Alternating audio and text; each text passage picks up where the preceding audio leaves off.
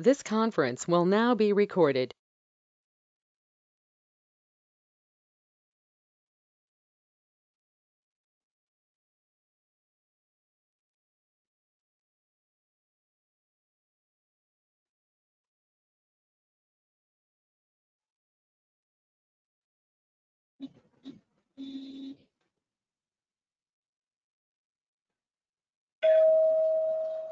It's 10:30 a.m.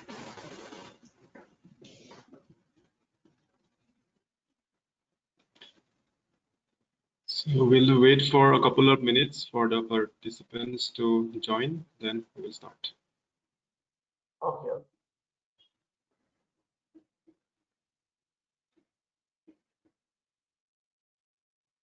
So I have one and a half hours, including question and answer session, right? Yeah, correct.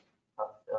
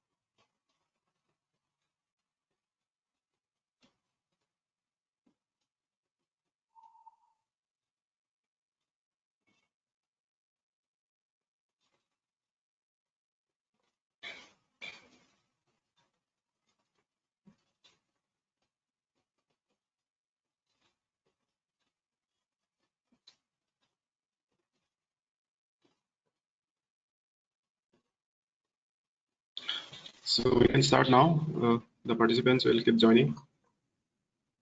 Okay. So good morning to all of you.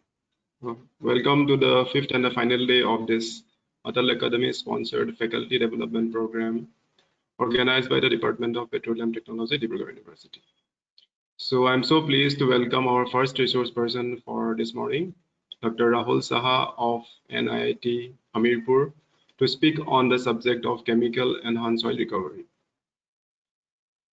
Dr. Rahul Saha is currently working as an assistant professor in the Department of Chemical Engineering at NIT Hamirpur, Himachal Pradesh, India. He also worked as assistant professor in the School of Petroleum Technology, PDPU, Gujarat.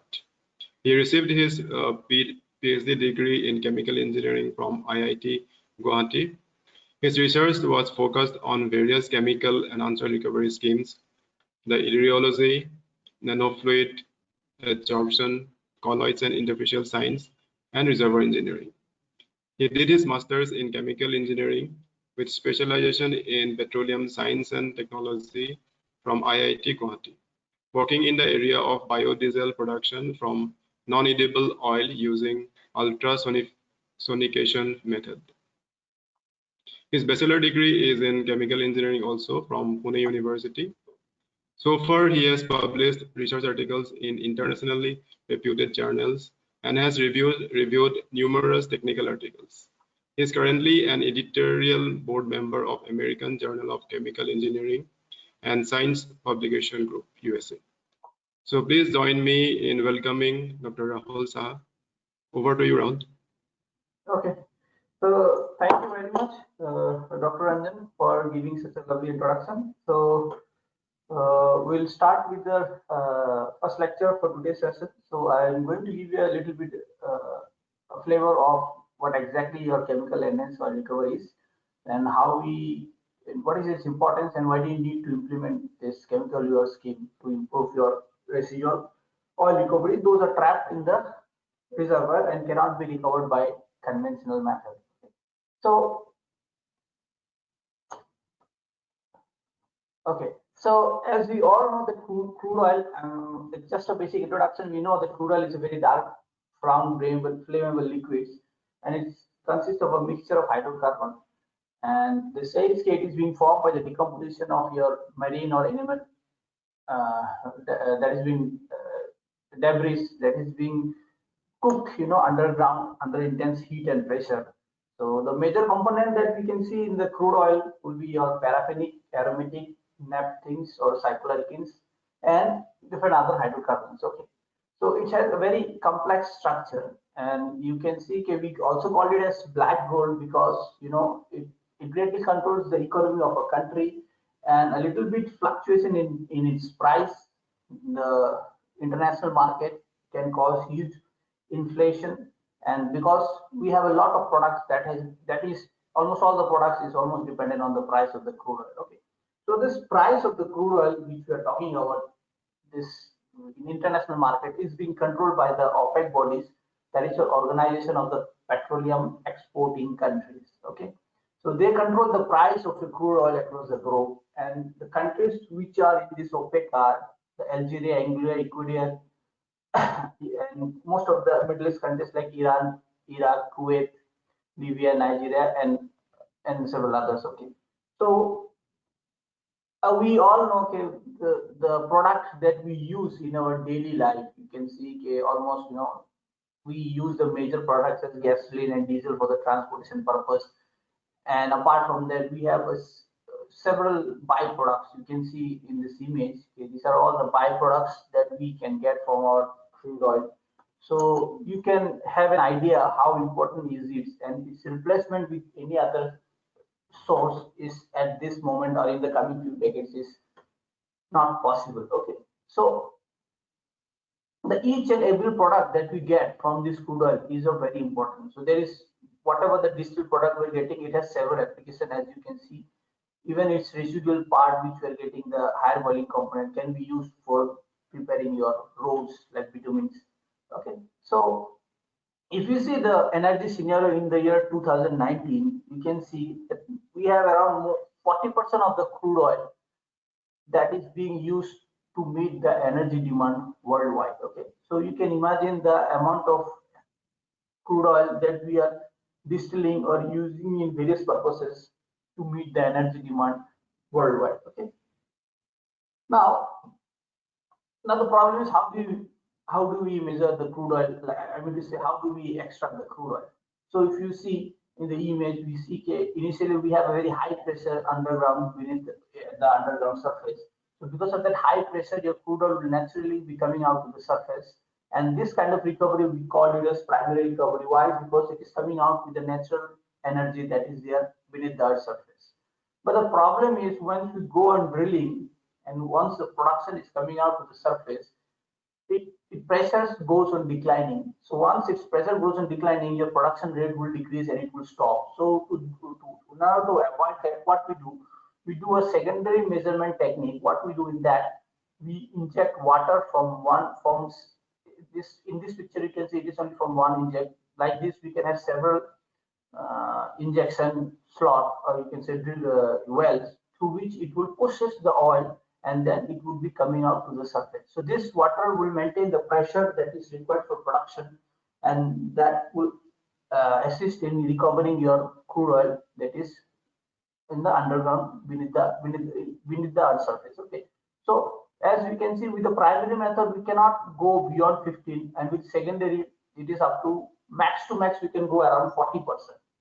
Okay, so if we cannot recover more than 35 to 40% by using this primary and secondary technique. Why? Because when we inject this water and oil are invisible. So what will happen when we start injecting this water will be bypassing your crude oil because there will be a viscous fingering effect. So what will happen? You see when you start injecting water, your production of oil will increase, but after a certain duration, this water will try to overpass the oil and it will try to come out in the production platform. So because of this viscous fingering effect. So because of that only we have to go for another scheme, a tertiary scheme that will avoid this viscous fingering effect and will give you more you can say more desirable condition to give you the higher oil production. So to do that, we usually go for tertiary technique, but this tertiary technique can enhance up to 60%, or maybe in some cases in laboratory scale, it may go even up to 80 to 85%. So what is this tertiary EOR scheme? This tertiary EOR scheme is a process in which we use various scheme like chemical EOR scheme, thermal EOR scheme, microbial EOR scheme, okay, and gas flooding EOR scheme. But in this today's discussion, we will be limiting ourselves to the chemical EOR scheme. So this is the scenario we have this is the Indian scenario where we have our petroleum and natural gas. So we have a lot of majority of the crude oil that is resides in your Gujarat and Assam. So already there are some chemical EOR scheme like polymer that has already been started in Rajasthan. So we are already in the process of implementing your chemical EOR scheme for Indian reservoirs. Okay. So we are working in this area, and our main aim is to implement the chemical EOR scheme for Indian reservoir to extract more and more crude oil, because we are in a stage of we are importing currently more than around 80 to 85% of the crude oil from for our needs. So our aim is to reduce the import rate by producing more and more crude oil from Indian reservoirs by using of chemical EOR scheme. Okay, so as I was talking about tertiary EOR scheme or enhanced oil recovery scheme is a process which we use to recover crude oil. This crude oil which are trapped, because when we do the water flooding, because of viscous fingering, huge amount of crude oil are trapped in the pores of the reservoir. So that is the main area we are focusing because we have to recover this trapped oil from the reservoir by using EOR scheme, and that is also chemical EOR scheme. Okay, so this chemical EOR scheme is a process in which inject alkali surfactant and polymer either individually or in combination, okay, to recover your crude oil. So in this figure, you can see that this is the primary recovery mechanism which I've already talked, and the secondary, and then we're going to the tertiary. So in tertiary, we have thermal, gas, chemical, and other like microbial, acoustic, electromagnetic. But we are going to limit our discussion today for the chemical EOR scheme. Now, how do we inject the chemical EOR? If you see this image, you can see here, okay, we have the injection well. Here we can inject surfactant, polymer, or any alkali and then we use this dry water to recover, which acts as a buffer. Okay, so this is how we inject our chemical in slug, and then and how the flow occurs in the reservoir. It will easily, it will pass from the injection well to the production, and then from here we can get the crude oil. Okay, and this is your view. You can see this is the injection and this is the production. So this is how your displacement is being processed. Okay, so this is for with this image you can identify how your oil, chemical, and aqueous phase are traveling inside the reservoir. So when you're talking about the chemical EOR, when you're talking about the chemical EOR, we have a very important factor which is going to decide the recovery. So we are focusing on the capillary number, which is the ratio of your viscous phase to interfacial tension. Okay, so several scientists have worked on this capillary number, and they have given a general diagram where you can see as we go on increasing the capillary number, your residual oil saturation, which was initially very huge, and slowly after certain capillary number, it starts on decreasing. This shows that as we go on increasing the capillary number, some 10 to the power minus 6 to 10 to the power minus 1, more of the huge amount of residual oil that is residing in the reservoir is coming to the surface, and we're getting more and more oil recovery. So this is the ultimate aim, to increase the capillary number. So if you want to increase the capillary number, it is a function of your viscosity to the interfacial tension. So now we are using this chemical which has the potential to enhance your capillary number, either by increasing the viscosity or by reducing the interfacial tension within the crude oil. Now, what is this interfacial tension? So suppose we are using a chemical called alkali. Okay, let's start with the alkali. So when we use this alkali, what happens? This alkali it goes and reacts with the acid group of our crude oil. So when it goes and reacts with the acid group of crude oil, it gives you something in situ surfactant at this oil water interface. So when this oil water interface, this in situ surfactant is produced, the interfacial tension between the oil and the water is reduced because of that in situ surfactant. And once it is reduced, so here you can see initially we have a very high AFT, which is very bad for our condition. So this water is there, your pore medium is there, and your oil is trapped. Okay, but when we reduce the interfacial tension, you can see this oil is easily squeezing and it is easily moving through the pores. So this is a desirable condition. We have to go to a lower IFT, and this lower IFT can only be obtained when we use alkali, because alkali reacts with the crude oil to give you in situ surfactant that assists in reducing the interfacial tension. And not only this, with this IFT also the displacement is greatly enhanced. Why? Because your oil is moving through the pores. Okay, so there is an improved displacement efficiency with respect to your microscopic and macroscopic properties. Okay, so here if you see, okay, we have a chemical, we are injecting it. This is how it is processed, and it is going to the surface. So when you're looking into this production throughout this zone, we can see there is a two type. This recovery efficiency, it is dependent on your macroscopic, and it is microscopic, and it's macroscopic. So when you're talking about the macroscopic efficiency, means it is recovering, it is removing the oil from the pores, pores of your rock. Okay, so here in this image you can see these oils are released and it can be recovered. So we are talking about the micro level. Okay, so this is microscopic displacement. But when you are going into the macroscopic, this macroscopic is the areal, means what is the total area that is being covered by your sample aqueous phase. So there is aerial and vertical representation. So the combination of overall of this will decide your displacement efficiency, and this displacement efficiency is directly related to your recovery, because we have to inject our chemical in such a manner so that it reaches more and more area of the reservoir. You can sweep more and more area of the reservoir to give you improved or highest oil recovery that is possible by using chemical EOR scheme.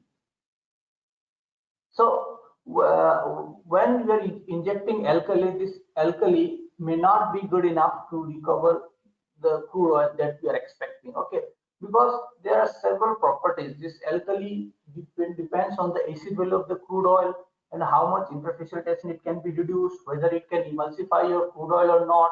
If not, then in certain condition we have to go. I mean to say, in that cases, we have to switch for the surfactant flooding. Now, what is the aim of the surfactant flooding? this surfactant flooding, this surfactant, we have a surfactant molecule, surfactant of different categories. We have cationic, anionic, non-ionic, zwitterionic. Okay, so based on the head group of the surfactant, we can divide your surfactant into different categories. So surfactant molecule has a hydrophilic head and a hydrophobic tail. So this is a hydrophobic tail is your long chain, and based on that we calculate the HLB number, hydrophilic lipophilic balance. So based on this HLB, it will decide what kind of emulsion can be formed. Okay, and not only emulsion, when we use this surfactant, it reduces your IFT, which we were expecting to have for a good condition, for a better improved condition. So this IFT will go to the ultra low IFT region. Okay, so it is in a much better position to give you a higher displacement efficiency. And also apart from that, we form emulsion. So what happens when we form this emulsion? This emulsion will try to prevent this viscous fingering. So when we inject this surfactant into the reservoir, when it interacts with the crude oil, it forms emulsion. Now the we have when this surfactant is coming and it tries to move forward, this emulsion will try to divert your sample to the various portion of the reservoir, to the different area of the reservoir, which we have already seen in this diagram. So this will increase your vertical as well as aerial sweep. So this is the advantage of emulsification. But you have to keep in mind, if your emulsion is too strong, then it would be very difficult to flow. Okay, so when that in such scenario, when the emulsion is very difficult to flow, then in that case we have to use chemical called polymer. So that polymer, what will happen? It will act like a rod kind of structure, and then it will push the oil. Okay, so that we will see next. But before that, we'll see into another term which we call as wettability alteration. So wettability alteration means, suppose if you see this image, we have the image here. We call this water wet because your rock outer periphery surface is being wetted by the water, and oil is at the center of the pores. Okay, it is flowing in the core portion of the pores. But when it is oil wet, in that case your oil is wetting the rock surface. Okay, and water is at the center. And in mixed wet, it is the combination of these two. Okay. Now it has been observed that when your reservoir is oil wet, this oil is at the outer periphery of your rock. So in that case, it is very difficult to take off, to get rid of this addition and to induce a flow of this portion of the oil which is added to the rock surface. Whereas if it is water, then your oil is at the center, and then it is very easy to flow through these pores. Okay, so that's why in most of the cases people have seen water weight is the most desirable. That has to be induced in the reservoir to have a proper flow. So when we use this surfactant, it has this property of changing your or altering the wettability of your reservoir to give you a more favorable condition that is to be required for better oil recovery. And as now I was talking about the polymer, so here you can see the polymer. This is how you can see the polymer. So this, in order to see this polymer flooding, we have to look into this term called mobility ratio. It is the mobility ratio. It is the ratio of the mobility of water to the mobility of oil. So if you wanted to have a better flow of a higher oil recovery, it has to be a very better proper flow. Means the mobility of the oil has to be very high as compared to your mobility of water. So it is desirable to have a mobility ratio of less than or equal to 1. When we have this mobility ratio of less than equal to 1, means what? Your water mobility is less, so it is kindly, which is your displacing fluid. So water is the displacing fluid and oil is the displaced fluid. So if the mobility of your displacing fluid is less, then it will push your oil to the surface and it will not bypass. Whereas if we have a mobility of water is more than oil, so then in that case you can see this water is not moving like a immiscible phase, it is getting miscible, or you can say there is bypass of this water region, and what it will do, it will trap this oil in these regions. Okay, so when we give this water at the injection, if mobility is very high, the mobility ratio is very high, this water will be coming out to the production and oil will be remaining in this portion, which is not desirable. So that is why here also you can see this is a pictorial representation. So that's why we have an injectant water. So you see this water is coming to the production. So it is taking this, it is advancing at a greater speed with respect to your oil. So, but if you have mobility ratio low, which is less than or equal to 1, then you can see this is acting like a rod. So it is pushing all the oil to the surface and it is coming out to the production platform. So that is why we have to get, when we use this chemical for our ultimate aim is to recover the crude oil. When we use this chemical, we have to consider this property, and then only based on this property only we have to select a particular chemical combination that will assist you in recovering your higher oil recovery. Okay, so some of the important points which I am discussing is being listed in this slides, which you can see. Okay, when you're concerned about the absorption, because these chemicals are very costly and we cannot simply give it away to the or you can say simply waste it, because it will add to the cost. Okay, so we have to see, we have to get a chemical which is giving you low absorption. Okay, then absorption has to be very less. Okay, and apart from that, it should be stable, because your reservoir is at extreme condition. We have high temperature, high salinity.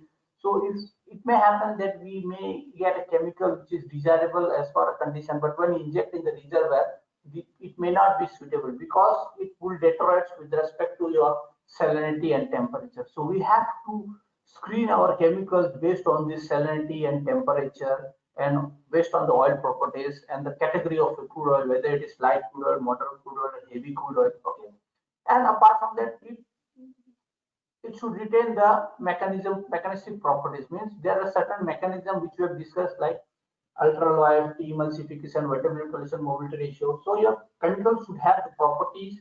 It should retain all these properties, because that will assist in your activating those mechanisms that are desirable for proper drive of a crude oil from underground to the production platform. Okay, so there is also the absorption studies which will discuss, okay, how this absorption affects and how it adds a additional cost to your, and how it may change the optimum formulation. Because if you have reached a certain optimum formulation based on the laboratory investigation, then that optimum formulation will have certain kind of absorption, because absorption will be there, it is inevitable. So we have to consider this absorption effect into your system, so that your optimum formulation should not get dilute. Because if your optimum composition is getting dilute, then your oil recovery will also be affected. Okay, so now how do we use this?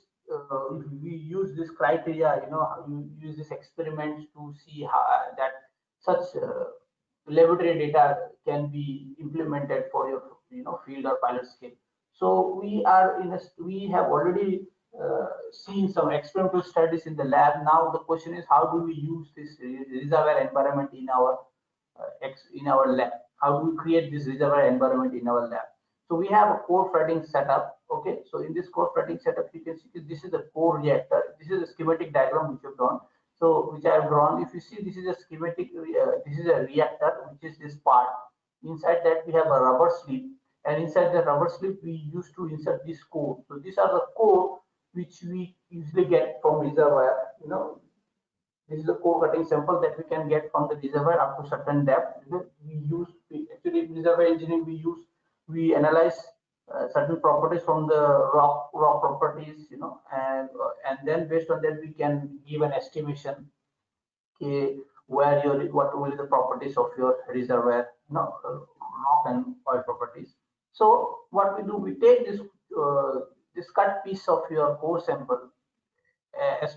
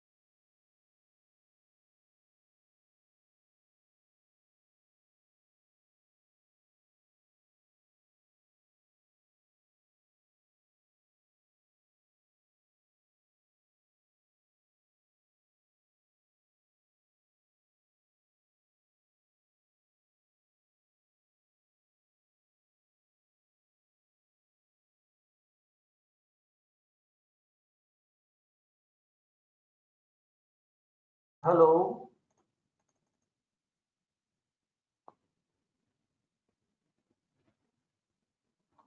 I hope you can hear me.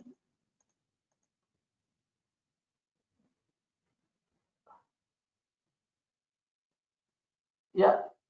So, Dr. Ranjan, am I audible?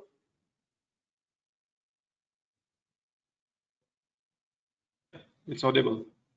Yeah. Yeah. Actually, there was a loss Dr. connection. Rahul, please Yeah. go. Yeah. Please go on.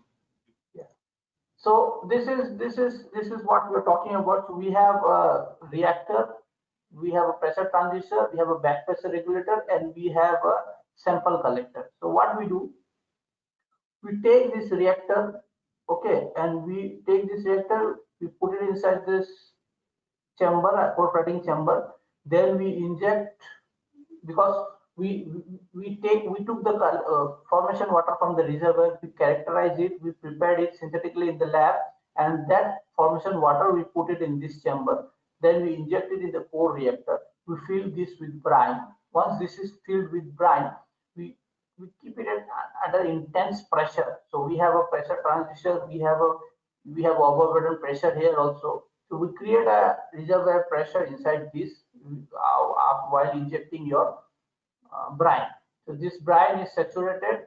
So we assume this is being filled with reservoir formation brine, which we prepared synthetically, and then we inject crude oil. Okay. So when this crude oil is going into this core sample, it is injecting out the brine. Okay. So the brine will be released, and 100% brine cannot be released. It retains the irreducible saturation, water saturation. So you will and then once this brine is removed, the oil is taking place. So a time will come when the oil will be coming out from the outlet, because we are injecting continuously. It will take up all the pores. It will go for 80 to 90% saturation, and then it will be coming out from the surface after saturation. So once the oil is coming out from the surface, from the outlet, we stop the injection, and then we keep it under intense. You can say we have a blower here, we have a temperature sensor here also, so we can keep it at desirable temperature and pressure for 24 hours, because we have you have to go for a condition which is similar to reservoir. So once this condition is reached, you keep it for 24 hours for saturation, and after that, on the next day, what we do, we inject water, the plain water. We this water, when it's injected, it is kicking off this oil from the pores. That oil that is coming out, we call it as water flooding. So again, there will be some viscous fingering effect inside this core sample. So in that case, what we do, we find our optimum chemical composition, and then chemical we try to inject it after water flooding. And based on that, what is the water oil that is being collected with chemical, that we check, and then we can estimate what was the initial oil that was there, and what is the final oil that is come out after water flooding, or cumulative also you can find it out. Okay. So this is a setup that we use, and we use when we do the flooding, we have to look into these various parameters like screening of chemicals. We initially developed a process for screening of chemicals. So once we screen the chemicals, then we went for optimization. Okay, what will be the optimal chemical concentration, whether and also the combine effect. If you combine different chemical, what will be the synergistic action for this chemical? Then once we found out the optimum combination, we inject it in the reserve in the core sample. We see how much is the slug that has to be injected in the core for your maximizing the oil recovery, and also the injection pattern, whether we're injecting it in a continuous pattern or in a cyclic pattern. Okay. So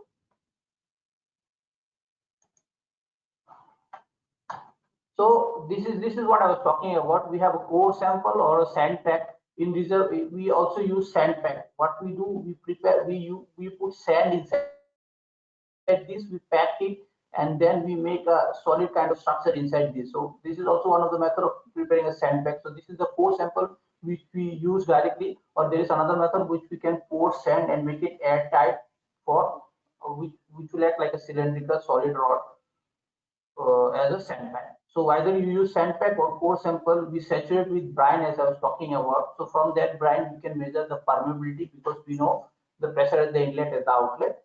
and this is done, we inject oil till your oil is coming out on the outer surface at the outlet. So from that, with the material balance equation, we can find out the porosity and permeability for that core, and from that only we can calculate the initial oil in place, okay, by the material balance equation. So once we know the initial oil in place, we go for water flooding, and then with water flooding we can find out what is the percentage recovery by secondary recovery by water flooding, and then we use chemical followed by chase water flooding, and with that the oil that is coming out from there we can calculate the residual oil recovery. So this is a process how we, this is a process that has been established in the reservoir. This is a process that we have established in the reservoir for recovering your crude setup.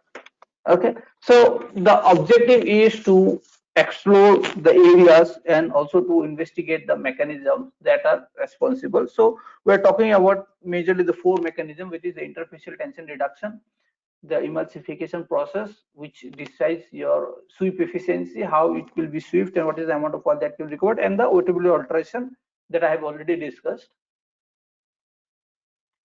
Okay, so we have taken two different crude oils, okay, from fields, and we have measured its properties, and so from that properties we have seen, okay, we are falling into categories of one crude is in the medium, light to medium category, and other is on the heavy crude oil category. Okay, so we took this crude oil. We also, what I was talking about the formation water is, this is a composition that we have taken. We have taken some water from the reservoir, and we have identified its composition by several characterization, and then we have seen how the your salinity, the what is the total salinity and what are the different composition that it possesses. Okay, and then we have prepared it synthetically in the lab. So when we use this crude oil with alkali, we have seen the interfacial tension interaction. So what we have seen is, when we increase the concentration of alkali, the IFT initially decreases, it then slowly starts on increasing.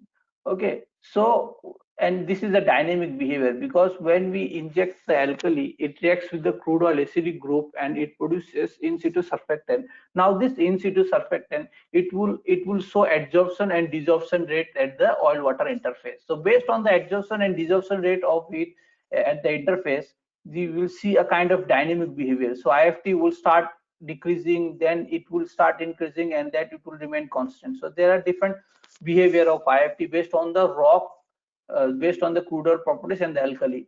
So the based like how we decide what is the adsorption and desorption rate. When the adsorption and desorption rate at the interface are in equilibrium, will reach a stagnant point where your IFT will be same. So there is a dynamic behavior which usually takes 40 to 45 minutes for our system. In some cases it is almost stagnant, but in some cases it took 40 to 45 minutes to reach equilibrium. And after that, we reach, once it is reached the equilibrium, then we report the equilibrium, as we can see in this figure, okay, in figure B. So this is the equilibrium IFT, and figure A is your dynamic behavior. Okay, so all this dynamic behavior depends on the adsorption and desorption rate of your in situ surfactant interface, and also the equilibrium IFT, that depends on the amount of acid group that is present in the crude oil. What is the amount of crude oil that is ionized, and what is the amount that is unionized? So based on that, we have a behavior of dynamic and equilibrium IFT. So in our case, we could reach the IFT value of 10 to the power minus 2 for this system. So we have a very lower IFT at 0.02. So we thought this is the optimum. So we try to go for flooding at all this concentration. So when we do this flooding, we have observed at 0.2 our recovery was not maximized, but it was increased to a severe extent when we reach the, when we enhance the concentration from 0.2 to 0.8 or 1%. Okay, so we have seen it is, from this we have concluded it is not only the interfacial tension that is helpful in giving you higher oil recovery. So there are some other factors also that is interacting in this condition.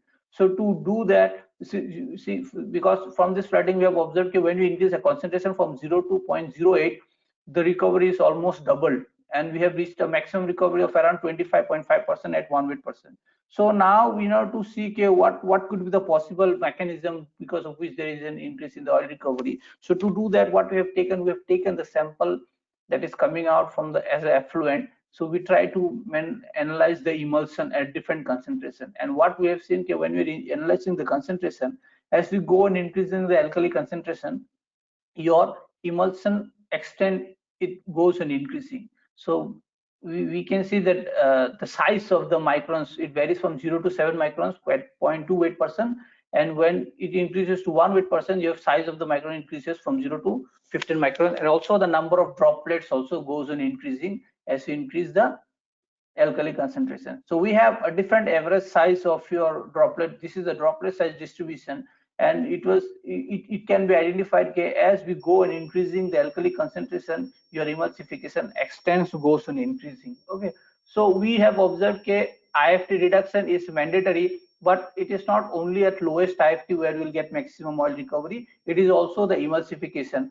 Now, what is the role of this emulsification? So if you see, okay, when we use more and the acid group is there, it is interacting with the with your sample. So as you go on increasing the alkali concentration, more and more acid group is neutralizing. This neutralization assists in forming a better emulsion, and when the emulsion is there, it helps in improving the displacement efficiency, because the emulsion will divert an alkali solution towards the different area of your oil reservoir, which increase the sweep efficiency. And based on this sweep efficiency, we can say your oil recovery has been maximized. And not only this, we also have seen the wettability. Okay, when we use the alkali solution, initially we have, with the formation water, we have 75.2 degree contact angle. But as you go on increasing the go on implementing your alkali solution and increase the concentration, your wettability angle decreases drastically. So this shows that your contact angle reduction from around 90 to around 35 shows that your wettability of the system has been changed. It has changed from your intermediate to your water weight, and this also assists in giving you improved oil recovery. So these are all the factors. These are all the factors that we have studied in our investigation, and we have seen, okay, how your oil recovery for this system can be enhanced, because we have seen the IFT reduction, emulsification, sweep efficiency, saponification extent, and contact angle. All of these are acting together in synergy to give to results in higher improved recovery. And with this, we have reached around 25% oil recovery, 25.5% recovery for your alkali flooding.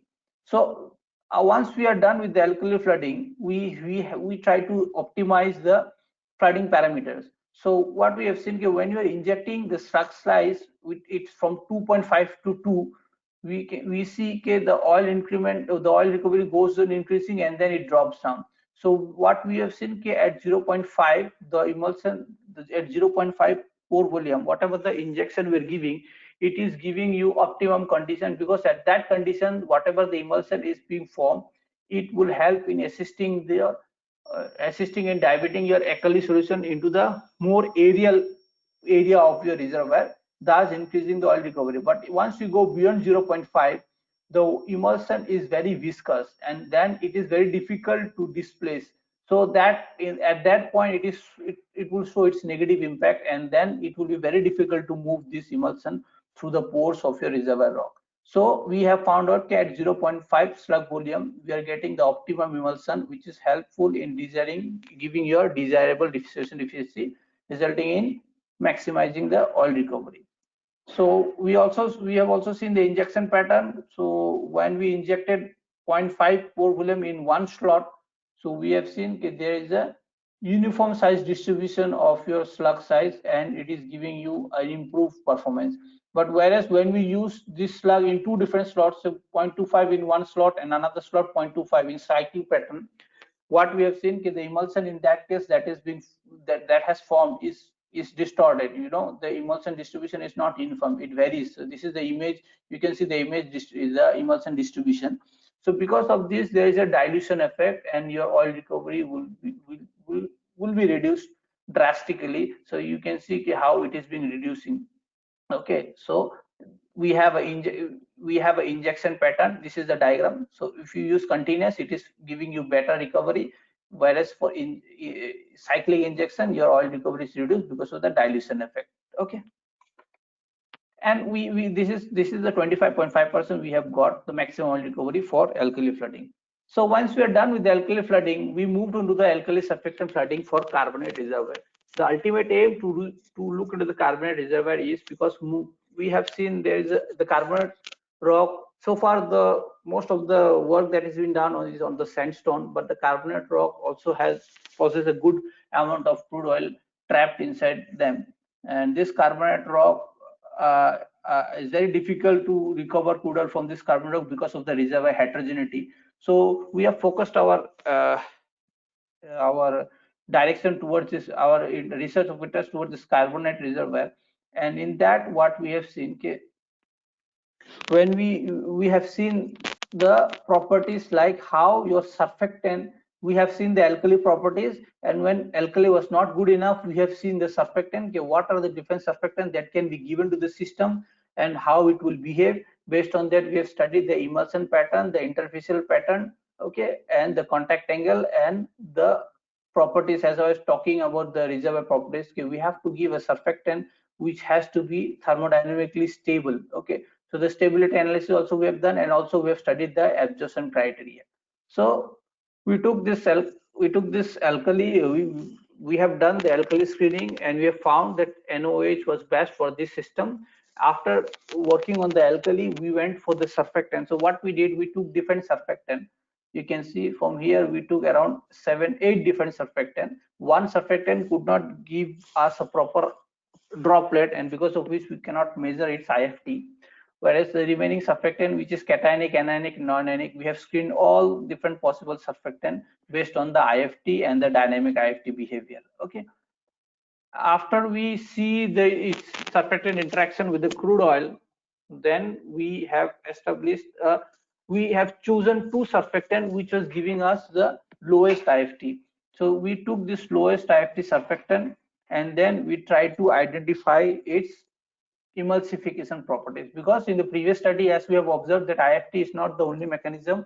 We have to look for the emulsification properties also. So based on that IFT behavior and emulsion behavior, we have screened the surfactant, and we have observed that CTEP and TX100 are the best two surfactant that is suitable for your system. Okay, and this system, as I was talking about, the surfactant and crude oil interaction, it depends on several factors like the HLB number, the hydrophilic hydrophobic interaction, the packing of your surfactant molecule at the interface, okay, the surface viscosity, the charge at the surface. So there are several properties which has to be, which decides your interaction of your surfactant with the crude oil, and that helps in assisting the screening of your surfactant, which we are going to implement in the reservoir for improving the recovery factor. So we have developed a relation because we wanted to see how interfacial tension and emulsification are interconnected. So we took this surfactant for our system, and we have tried to develop a linear relationship for our current crude system. And we have observed that as the emulsification goes in increasing, the as the IFT reduces, the emulsification extent increases. So based on this study, we have developed this correlation, and for our particular system, to just to have an interconnection or interconnectivity between the IFT reduction and your emulsification phenomena. So this is the stability test that we have done. So initially we took the surfactant, and we try to screen, we try to do the TGA, because TGA is a thermal exposure experiment. We expose our surfactant to a temperature starting from 50 to 500 degrees centigrade, and what we have observed, okay, up to 250 it is stable, and once the temperature goes beyond 250, the surfactant goes on degrading. So this is the two surfactant whose thermal TGA was done. So, but this is a very short-term exposure, and in reservoir, your surfactant will stay for several weeks and months. So, to do that, what we have to do, your surfactant may be stable at up to 250, but it may degrade because of exposure time. So, to have a detailed investigation, what we have done, we have taken our surfactant and we have thermally aged it at 90 degrees centigrade, okay, for 10 days. So we keep our surfactant at 90 degrees centigrade in an oven for 10 days, and then we try to analyze the aged sample and non-aged sample. and we have done the characteristic study like your FTIR for CTEV and TX100, and what we have seen, almost before and after aging, the surfactant gives more or less the same structure, same spectra. So from the spectra, we can conclude that there is no degradation of any functional group at that particular temperature when we keep it at 90 degrees centigrade for 10 days. So to confirm that, what we have done, we have studied the IFT behavior also. We have studied the IFT of the surfactant sample of aged and non-aged sample, and we have seen that both are giving you more or less the same IFT with the aged and the original sample. So with this experiment, we could confirm that the surfactant that we are using are stable and can be used for our experimental purpose for that particular condition. So we have also investigated the synergy interaction of those two surfactants, how it is changing, how the IFT could be reduced from up to 10 to the power -3 when we have a synergy interaction of these two surfactants. And also we have seen at different temperature how the IFT varies. So this IFT it increases slightly as we increase the temperature. Okay, but it is still good enough to give you a better oil recovery at different temperatures. And saline condition, here we have taken our reservoir formation water because it has a salinity of around 5000 ppm, because here we are trying to optimize the system that in our system that we have considered to, and based on that we have studied the interaction. So this emulsification that we are talking about, so what we did, we took the optimum alkali concentration, we took the optimum surfactant concentration, optimum surfactant mixture concentration of CTEP and TX100, and finally in that optimum surfactant mixture we implemented the optimum alkali. So we took 0.6 optimum alkali plus 0.5 CTEP, 0.05 plus 0.05 TX100. This is the optimum that we have occurred. We have identified, and then we have seen its interfacial tension behavior. Okay, so here you can see what we observe. Okay, when we are using only surfactant combination mixture, we could see a very good emulsification extent. But when we try to introduce more and more amount of salinity into the system, your emulsion property is drastically reducing. Why it is reducing? Because when we use surfactant, the surfactant molecule are at the interface and it helps in emulsifying the crude oil. It helps in penetrating into the oil phase. But when we injecting alkali, this alkali is reacting with the crude oil, producing in situ surfactant, and that in situ surfactant would replace your surfactant molecules from the interface. And once this molecule are replaced from the interface, then its emulsification properties reduces drastically. And here you can see, as we go increasing the salinity, your emulsion property will reduce. So this is how you can see how your emulsion properties is severely affected. And because of this effect, and here you can see at an optimal alkali surfactant mixture, your IFT is reducing because of that in situ surfactant and surfactant combination, but emulsification property is greatly reduced because of the replacement of a surfactant molecule at the interface by the in situ surfactant that is produced by alkali. And because of that only you can see, okay, when we use alkali surfactant, we have this recovery. Okay, it's very less, around 45 for 40%, 40 to 42%. But in the same system, when we are injecting additionally surfactant, there is a 5% increment in oil recovery. So this shows that when we inject the surfactant mixture, more and more surfactant are going at the interface, and this is helping in recovering you better oil. Okay, so and also the additionally, like how we studied the wettable rotation in the previous study, here also we did the same. So based on this interaction, you can see how your oil recovery is behaving. Okay, so when we have the surfactant mixture, we have a very high oil recovery. But as we go on enhancing the concentration, what will happen? This surfactant would interact with the crude oil, and the emulsion extent, means more and more emulsion will form. The emulsion quantity will increase. It will form too strong emulsion, and when we reach the concentration to 0.2%, what happens, the emulsion are so strong that it is very difficult to move. So that's why your IFT, your recovery is decreasing, because in this case the emulsion produced are not easy to remove. So in this case, so at particular position, what you can do, you can inject polymer, and then you can see how it can enhance in recovering the crude oil. but we are not talking about the polymer. We are only limiting our discussion to alkali and surfactant. And we have observed an around 25% recovery for this case in the carbonate reservoir, which is of extreme heterogeneous.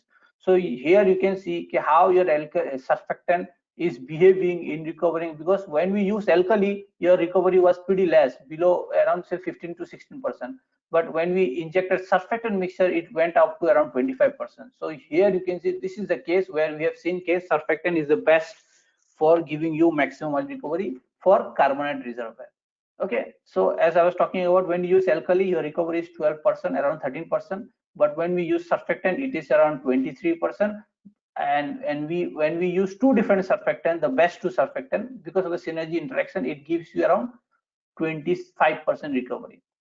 But alkali surfactant mixture was not effective, and it could give you only around 14% recovery to 18% recovery. Okay, and this 18% was observed when we used surfactant, additional surfactant. This case when we used additional surfactant for our system. Okay, so this shows what is the importance of your surfactant for your carbonate reservoir and how you can enhance your oil recovery based on your experimental investigation in the lab scale. So when we study this alkali and alkali surfactant, we also went to do the absorption perspectives. So what we have seen in the absorption perspectives, like we have taken our surfactant and we have seen its absorption on the surfaces, and what is the amount of surfactant that can be absorbed for this system. So we took TX100 surfactant, we measured its absorption at different concentration, we prepared the calibration curve, we also seen its CMC value. Okay, this is the critical missile concentration value. But we are going to study its absorption on natural rock. Okay, so what we did, we took the rock surface, we measured its XRD. From there we have analyzed its compositional mineral composition, and then also the different types shapes of the pores of the reservoir rock by BET analysis. Okay, so this BET analysis shows you the different types of pore distribution, and also what will the surfactant that is going to observe in that pores. Okay, and its mineral composition, what is the composition of the rock and what is the mineralogy. Okay, because absorption is an inevitable.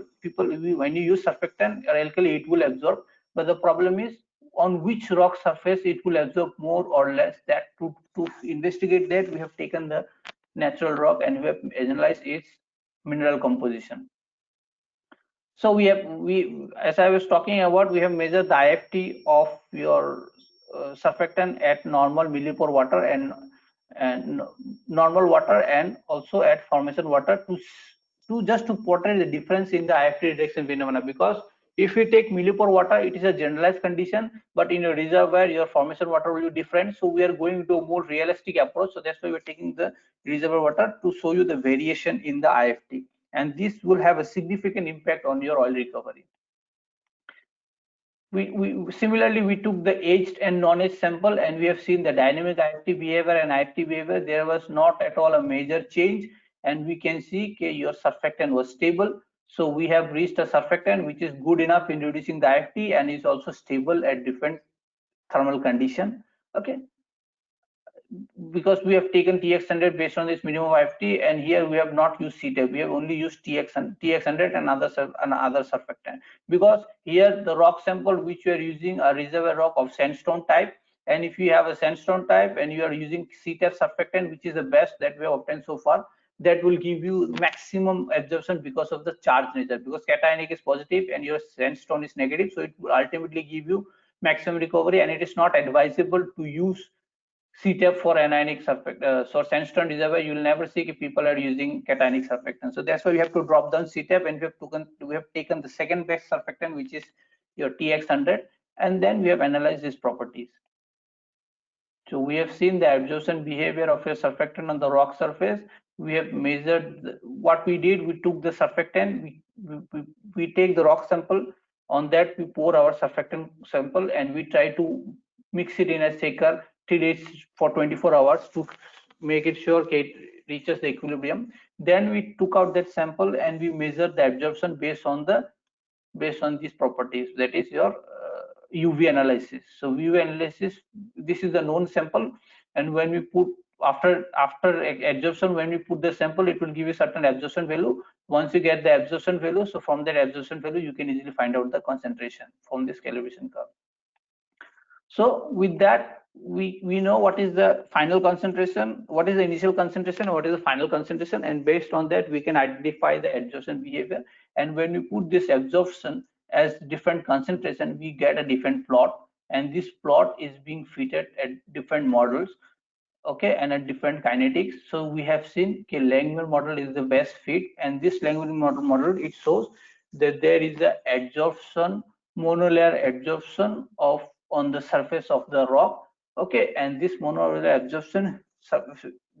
absorption depends on the active sites because we have a pseudo second order model, okay. So with this we have understood how your absorption is being taking place in the rock sample and what are the different models. And we have similarly seen how we, as we go on changing the salinity and the temperature, how your absorption will vary. So if you see when we are into the when we are into the formation water region, we can see at formation water region we have a very high absorption, but where at millipore water, because of the salinity, your absorption is less. So when you use normal water, your absorption will be very high. When we use reservoir water, your absorption will be less. So you can see this variation.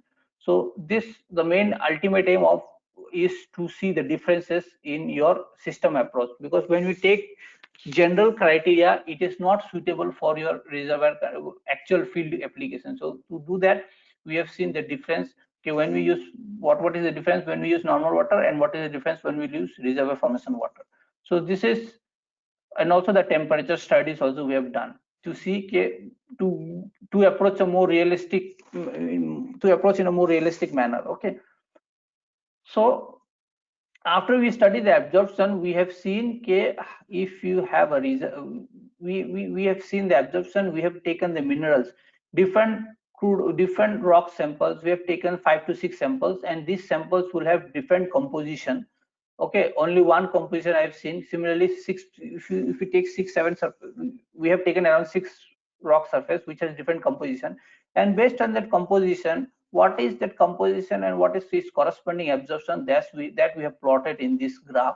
And finally what we have seen, in any of the sample which is having high elite concentration, it gives you maximum absorption, okay. So we have fitted this model, okay, and we have derived a general condition. If you have elite concentration in your surfactant in your sample, if it is high, then your absorption will be very high. And this pattern follows elite, feldspar, montmorillonite, and kaolinite. So you can see if you wanted to do this surfactant flooding in a reservoir, we have to make sure that the reservoir has minimum elite concentration and maximize kaolinite, because then only you will have less absorption and higher oil recovery, okay. So this is how, from this analysis, we can see based on the reservoir rock composition, how we can identify the absorption, okay. And we have taken a certain area, we have assumed some area, and we have calculated our estimation, and we have seen around 3,194 crore rupees is the loss when we are using this surfactant in that particular reservoir because of this absorption only. So you can see what is the amount of loss that we can bear if we just consider a simple area and not the overall reservoir. So we will have around 3,100, around 3,200 crore rupees loss for that reservoir when we use this surfactant. So with this, you can have an idea even though if you're having a good composition, we have to look into the absorption behavior to get your process in a more economical way, okay. Now there are several themes by which you can reduce the surface tension, okay. So we're not going to discuss that in detail here, that you can find it out in several papers how we can reduce. People are using nowadays nanoparticle to recover more crude oil and reduce the loss of this absorption, okay. So ultimately what we have seen, how we can characterize your rock sample by different properties. What is the surfactant? Because surfactant is effective in reducing the interfacial tension, and that surfactant we have studied the stability analysis, and then we have studied the thermodynamic your isothermal and kinetic model to understand the realistic approach of absorption of surfactant on the rock surface. And in our condition, we have seen around 6.23 milligram per gram at reservoir temperature of 70 centigrade was the adsorption. Means when we are using this at this condition, when we are using our optimum condition, when we are using this surfactant, we see around 6.23 milligram per gram is the adsorption quantity that is taking in place in the system. And we have finally decided, we have finally concluded based on your reservoir composition, how your behavior will change. So with this we are going to end the slide. So far what I have taught is about your alkali, how you can use alkali, how you can use alkali surfactant, and how your adsorption mechanism is taking place. So if you wanted to use more, and if you wanted to have a more explore more area, then you can go into the polymer flooding. We can also use synthetic surfactant in place of natural surfactant in place of synthetic surfactant. We can also use nanoparticle. We can also use surfactant, polymeric surfactant. So there are several other research area which, if you are interested, you can look forward to have a more detailed aspects. But today, since due to the time limitation, I'll be stopping here. So if you have any question, please you can ask. Thank you, Dr. Rahul. It was a very nice presentation, a lot of informations. Okay, thank you. Anyone I have has any- other slides. I have other slides also, but I don't want to continue because of this time limitation. So if people they are having any queries, they can ask. Yeah. So anyone has any questions for Dr. Rahul?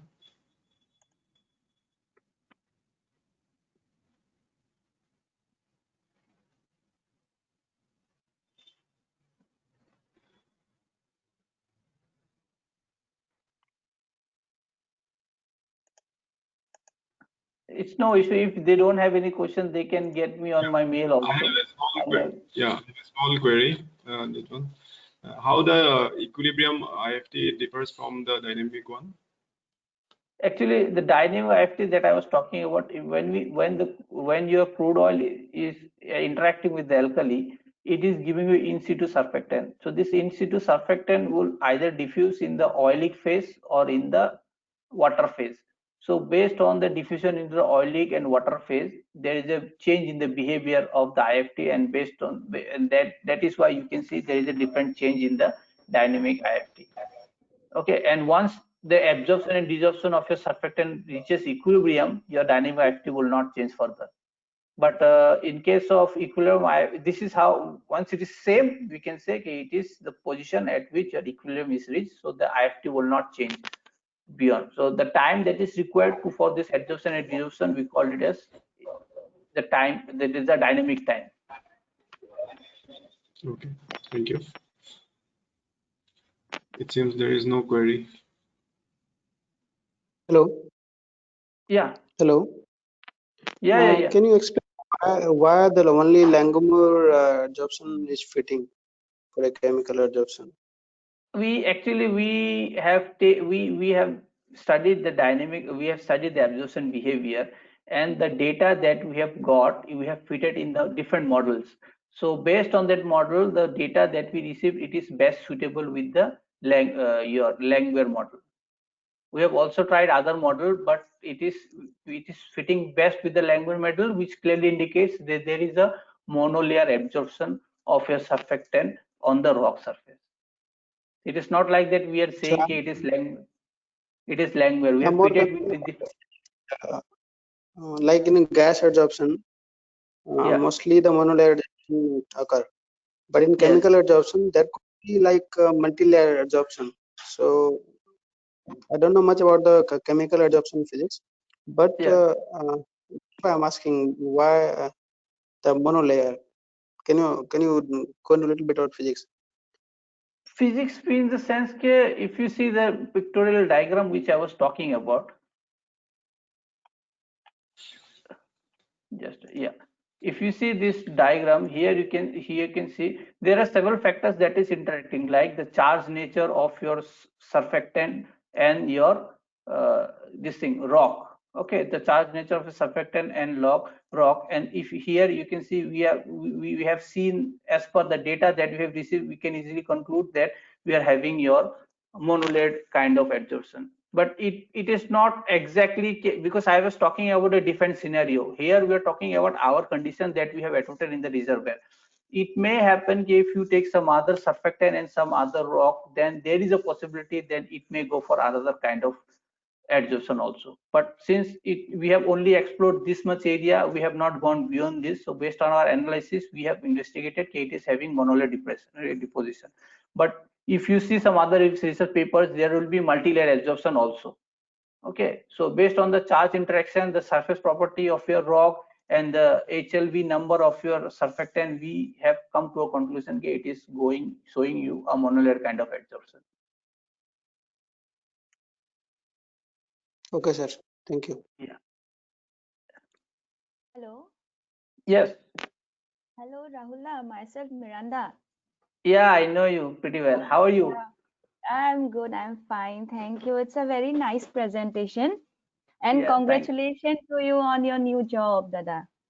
Yeah, thank you, Okay. and congrats to you for your marriage also. Okay. Thank you. So, Dada, I just would like to ask you a question about the adoption study. You have Yeah. performed the study with the help of UV spectrophotometer. Yes, And yes. while plotting the concentration, I saw the concentration range to around 1000 ppm. But isn't there any upper limit of around 50 ppm concentration while analyzing the sample in the spectrophotometer? See, the problem is when you go for higher concentration, what it will happen, your absorption, if you go absorption limit is, if it is going beyond 2, then your Beer-Lambert's law is not fitting to this model. So what we do, Yes, we take the surfactant, we dilute it to go into the yes, calibration range, and then yes, what we do, we suppose we take 2000 ppm, we take the concentration, we analyze it, but when we analyze it, we dilute our sample, because if you don't okay, dilute your sample, it will overpass if you go into the deviation range of Beer-Lambert law. So that is the yes, limitation. So you cannot move beyond 2, but for safety reason we have moved up to 1.5 absorption, just so that it does not go beyond the Beer-Lambert range. So that is the okay. No, limitation.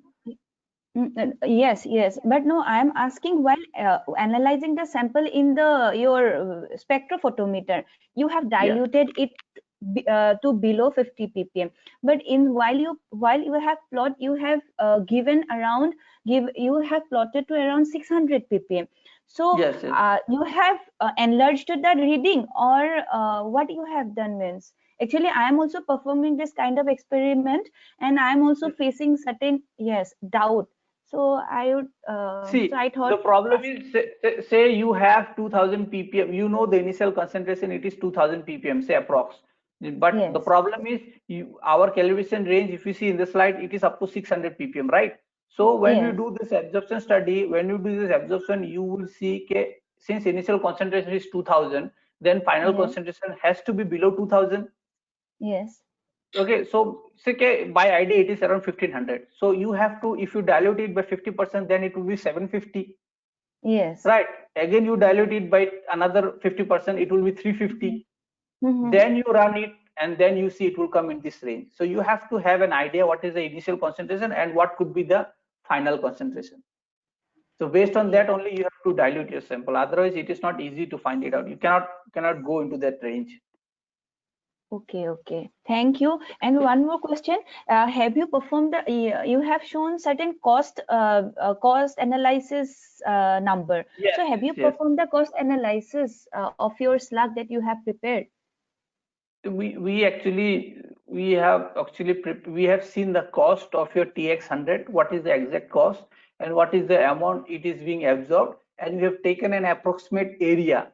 That area Acha, is already mentioned in the paper, you can find it out, it's available. Okay, it's okay. available in the internet. You can find out the average area that I have taken and what is the area, and in that area what will be the possible amount of absorption that would have taken place in that area. And based on that, we have just seen the adsorption loss of surfactant. There is no pumping cost and any other cost, because the pumping cost and will be there for your system. But the only Yes. concern is what is the additional loss of that surfactant, because that is we have, Due to the other. yeah, Okay. due to the absorption, that is our major concern. Okay, when we are using the surfactant, what could be the loss based on that absorption and nothing else, because other costs will be there.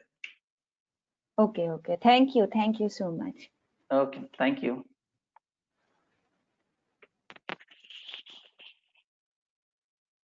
Yeah, so I hope it is clear. We don't have any other question then.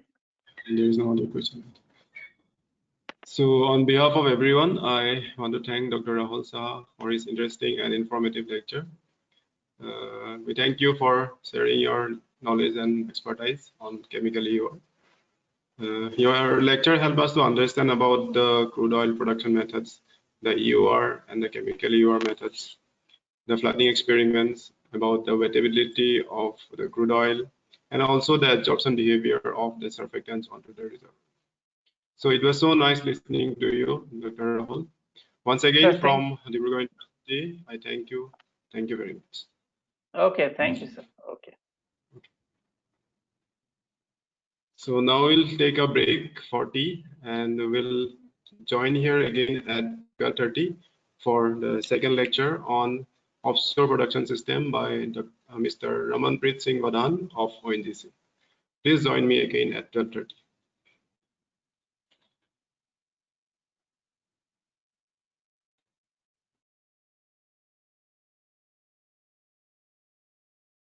This conference will now be recorded.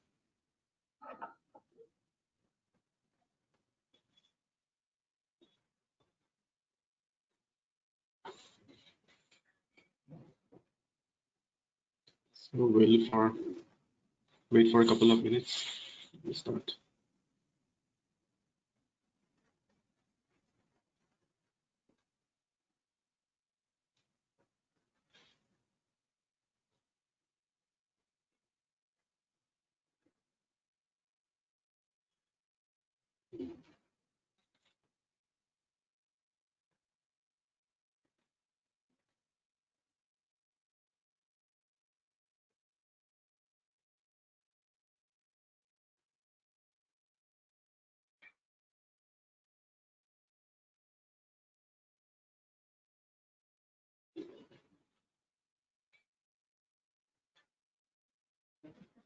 We'll start this.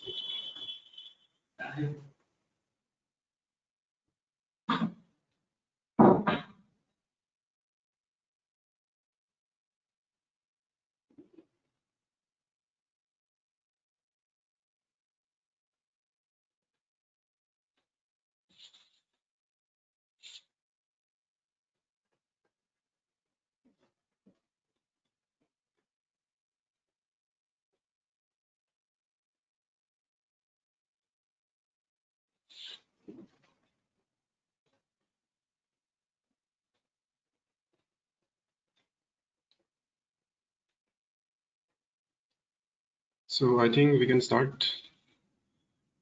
So welcome back, welcome all of you to the second lecture of day 5. So it's my pleasure to introduce our next resource person for this session, Mr. Ramanpreet Singh Vadhan of ONGC, who is going to talk to us on offshore production system. Mr. Ramanpreet Singh Vadhan is presently working as a superintending engineer production in ONGC. He served for 9 years as a production engineer in offshore oil and gas processing platform in Mumbai High oil field of ONGC. He is in the business development joint venture of ONGC in the New Delhi headquarters. He did his MTech from the Department of Petroleum Technology, Dibrugarh University, and BTech from Punjab Technical University, Jalandhar. Last year in 2019, he was invited to present his paper at the Society of Petroleum Engineers Western Regional Meet that was held at San Jose in California. Please join me in welcoming Mr. Ramanpreet Singh Vadhan. Now over to you, Raman. Okay. A very good afternoon to everyone, my juniors.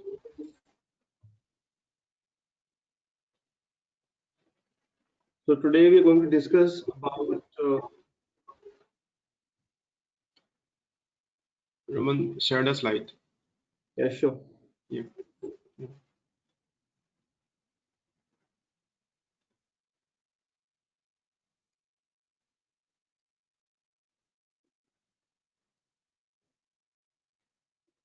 So today we're going to discuss about offshore production system. I think I'm audible, sir? Yeah, it's perfect. Please carry on. All right. So before we going to start into this offshore production system, everyone is much aware about that. We in India we have the two major E&P companies. One is ONGC and one is All India Limited right now. And ONGC is the only company which is right now working in offshore right now. So we basically going to focus on offshore production system. So before we going further into this subject, let's discuss about the basics of offshore things. So these are the basic introduction to the Indian offshore right now. That ocean in our Indian continent is about 3 to 4 of Earth's surface, and we can see the beach extend from the shore to the ocean of the continental shelf is gradually descend to the sharp drop called the continental slope. And I can show you one figure in the next slide. And this continental shelf is as narrow as 20 kilometers and as wide as 400 kilometers, which is a part of a whole oil and gas system or reservoir part in offshore. And this the main thing is the depth of this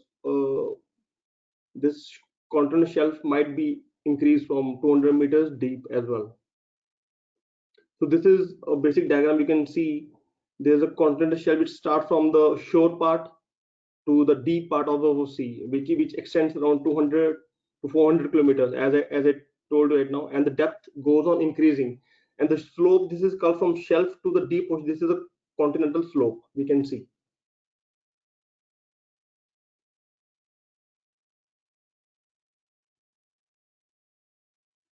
So our Indian offshore is divided into two parts. One is our western offshore, and another one is the eastern offshore. So our main focus will be on western offshore. So everyone knows about the Mumbai High field, right? This is one of the biggest ever field has been discovered by ONGC till now, and this field is 165 kilometers away from the shore area, and the depth goes on 60 to 80 kilometers, which is a nominal depth. But yes, the main thing is the depth of deep sea is around more than 200 meters. As I discussed in the last slide, that the depth goes on increasing. So we are still exploring the oil and gas in the deep sea as well right now. And before I go further, I'm just going to tell you that I'm not going to disclose the names of every platform, which is highly under security. So I'm just giving the normal names, which is not a part of this whole oil and gas. This is a normal well platform. So the very first oil well being discovered in Mumbai High was in 1974, and the name of the platform was SpaceX, which is not a real name, but yes, I'm giving the name as the SpaceX platform in Mumbai High, which is the North Field. North and South Field will be again discussed in a further in the further slides. And this particular platform was into production of 350,000 barrels of oil per day, and the gas was 14.5 mmscmd, which is sweet gas, and 38 mmscmd, which is a sour gas. Sour gas and sweet gas, we already know that sour gas is having H2S, which is a hydrogen sulfide, and the sweet gases, which is a non-H2S gas.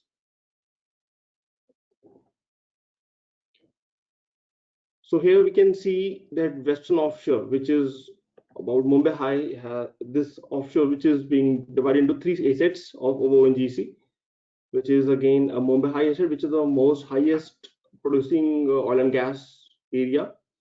Then we have Neelam and Hira asset. Then we have Baseen and Saturite asset, which is a gas reservoir area totally. Maximum is being produced from gases from Baseen and Saturite area.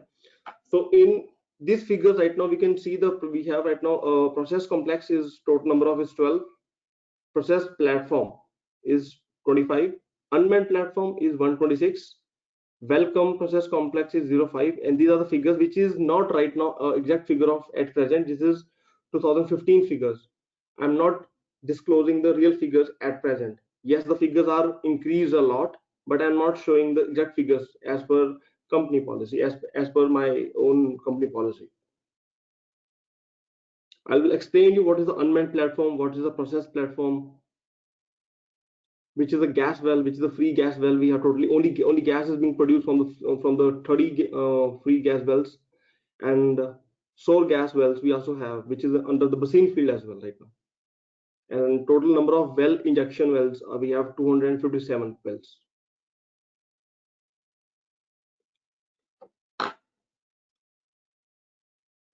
So this is a geographical map of you can see western offshore. This green part you can see on the slides. This green part, biggest part of green. This is the Mumbai High area.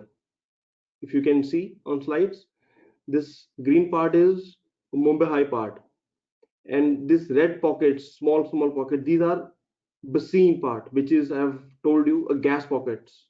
The red part is gas, which is a totally you can see if I zoom this,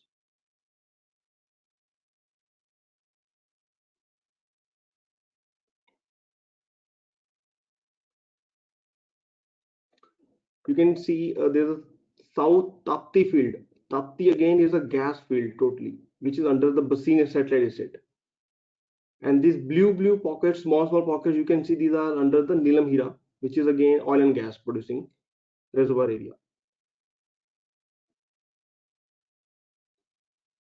So this Mumbai High, now coming back to the biggest oil field of India, this Mumbai High platform field has been divided into two parts. One is Mumbai High North and Mumbai High South. Again, Mumbai High South is divided further into three parts: Upper South Field, Mid South Field, and Lower South Field. Before I go further, I want to discuss about what's the difference between the Mumbai High North and the Mumbai High South. Basically, there is a huge, can say, a crack in the field, which there's a tectonic activity has happened a long years back. There is some fault in this field which divides the API gravity of both the fields. So they have divided this field into north field and the south field. North is the actual geographical direction of our north of our country of our Earth, and Mumbai High South again we can say divided into three parts, which is again Upper South Field and Mid South Field and Lower South Field.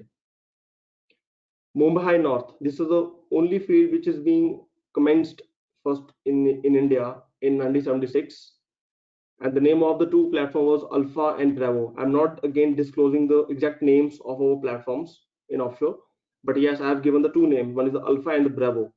These are the two first platforms which has been commenced in oil and gas production in 1976, and we have two water injection wells, which is the name of Charlie and Delta again.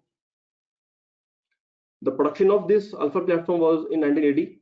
This field was being commenced in 1976, and the production started on this Alpha and Bravo platform is on 1980, which is the February 1980. And these are the figures we can see. That time, the production was around oil and gas is producing from particular well is 1,20,000 barrels of BOPD. Water is being produced by the 80,000, and gas is 2.8 mmscmd. As per the figure as well, you can see. So these are the two platforms, and to be remind you once again, the Alpha platform, which is not right now in offshore because there was a fire has been broken into in 2015. Sorry, in 2005 there was a fire on this platform, and this platform is no more into existence in Mumbai High.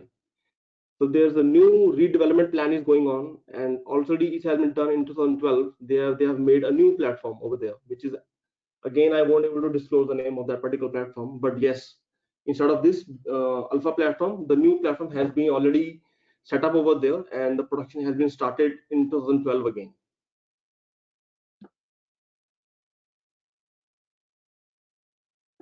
So coming back to this south field again, that was part of north field. Now I'm talking about this Mumbai High South field. As I discussed, it is being divided again into further three parts. One is Upper South Field, Mid South Field, and Lower South Field. So these are the name of the platforms. You can see I have not disclosed again, which is Eco Foxtrot. These all are basically marine codes which I have used because we are normally using these codes in offshore. So in Mid-South field, we have three platforms. Name is Gulf, Hotel, and India. And in lower platform, in this lower South platform, we have one platform, which is Juliet. So total number of platforms in South field we have is 1, 2, 3, 4, 5, 5, 6 platforms we have in South field only. And these are the production data of each and every platform. Combined data of this one Mid-South field.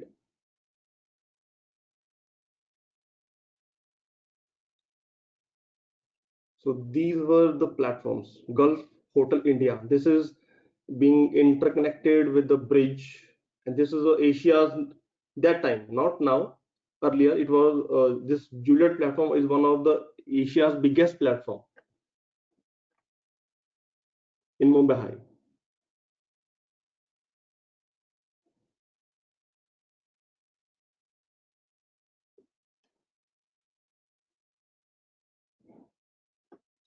So let's talk about now basics of offshore production system.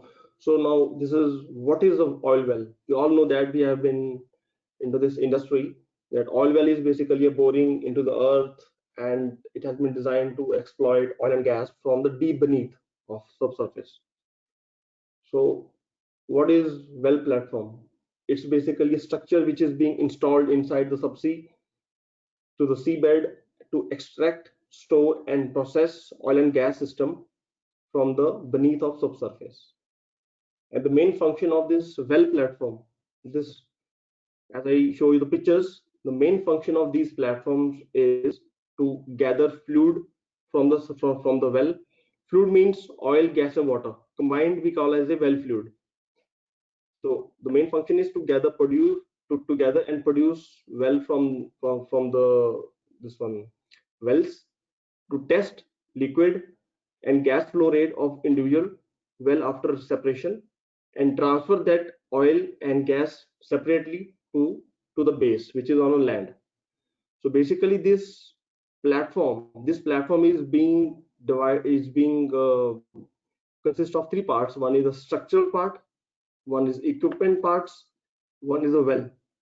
Sorry. So let's talk about wells first. So in wells, we can see we usually have a Christmas tree which is being installed with the shutdown valve, because the pressure in subsurface is abnormality sometimes. So we have to take care of our well system, all the equipment, so in a safe end. So we usually install shutdown valves in case of emergency. We also have been studied about triple SP, which is a subsurface safety valves, and this valve is located just above the tubing hanger, which is 150 meters below. Flow arms, obviously, when oil flows from subsurface to the surface to the Christmas tree, we have the flow arms which is being fitted with the gathering system. They also have two switches. One is a pressure switch high and pressure switch low. Now let me discuss about PSH and PSL. These are the two switches which are like, if I give an example, in the fluctuation in the voltage, we use MCB to save our equipment. Similarly, these two equipments are being installed on the flow arms, which is for the safe end, to save the equipment part. That is PSH. If the pressure is above high, then the nominal pressure, it will close the well. And if the pressure is again low, there must be the chances of having a surging part of gas again. To avoid that blow of gas again in a certain point of view, we can install PSL. So whenever there's a low in the pressure of the tubing, on the production tubing, this well will close. And whenever there's a pressure is high up to certain level, this again well will close, just to save the well, just to save the equipment. We can change this particular part, but we can't change the whole system. So in order to avoid the whole well, we can install these two safety equipments, just to give us a proper pressure data, which help us to avoid the mishappenings, fire, emergency. Now we also have a well control panel. Well control panel means that whatever the wells we are operating, if you can see the figure, I don't know, you can, though it is not visible properly, but yes, the wellhead panel control is basically you can control the well from surface itself. You can, these all are pneumatically operated.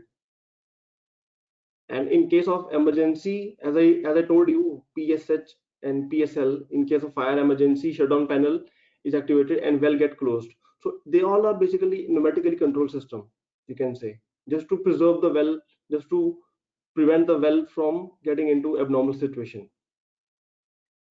And since the two wells are there, there are two valves. One is a SSV, which is a subsurface safety valve, is being operated hydraulically, and double SV, which is a surface safety valve, which is being installed just after the Christmas tree flow arm.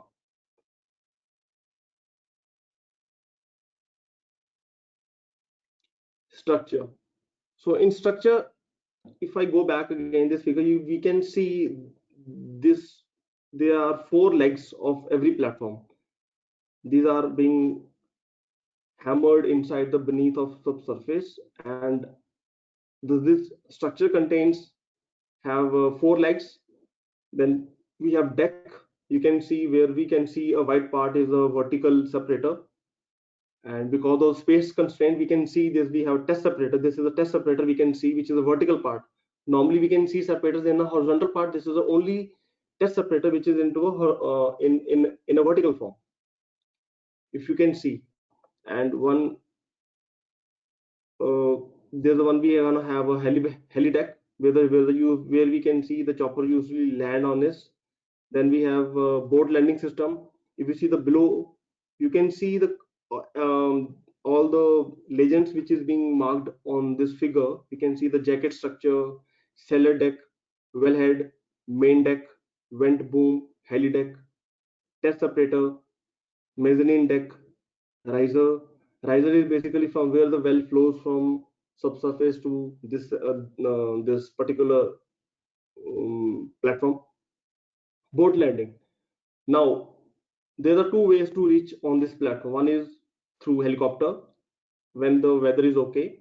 Sorry, when the weather is not good. Normally, people go by boat just going for this a testing purpose of oil and gas flow rates. And the equipments you can see we have crane. You can see the crane over there at the last. Crane is over there. Then 3-phase separator having control valves, well shutdown, fire system, gas instrument system, which is suppose there's a gas leakage, we can easily check it out whether there's a gas leakage or not. We have gas detectors over there. Then we have a vertical type of fire pump. In case of emergency, it is again automatic part. If there's a fire or some any other emergency, this fire water pump automatically will start at some certain pressure low, because everything is linked. When well is being closed because of pressure switch high or pressure switch low, this automatically vertical turbine will start. Firefighting system, we have navigation aids during monsoon time. The navigation aids are very much important because they have blow horns. Then we have laser beams to avoid any ship they can strike to the platforms. Solar panels we have because whenever chopper is being landed in case of emergency in night landing, these solar panels are being used, which can enlighten up the whole platform, helideck part. Bunkhouse, sometime due to emergency we have to stay at the platform so that we can test other things as well, because the testing is most important part of every platform. Every equipment, every system should be tested regularly to avoid the mishappening at uh, any other time whenever you go for testing as well. Pig barrel is basically is a horizontal pipe, thick horizontal pipe, which is being used for the pigging part. Pigging is again to clean the line, because since the Mumbai high crude is paraffinic in nature, bit paraffinic in nature, so they have a scaling problem in the pipelines. To avoid that pressure flow rates, to avoid a drop in a pressure, to avoid a drop in a production, we have to keep on cleaning these pipelines through pig barrel system. Next, we have production manifold and risers.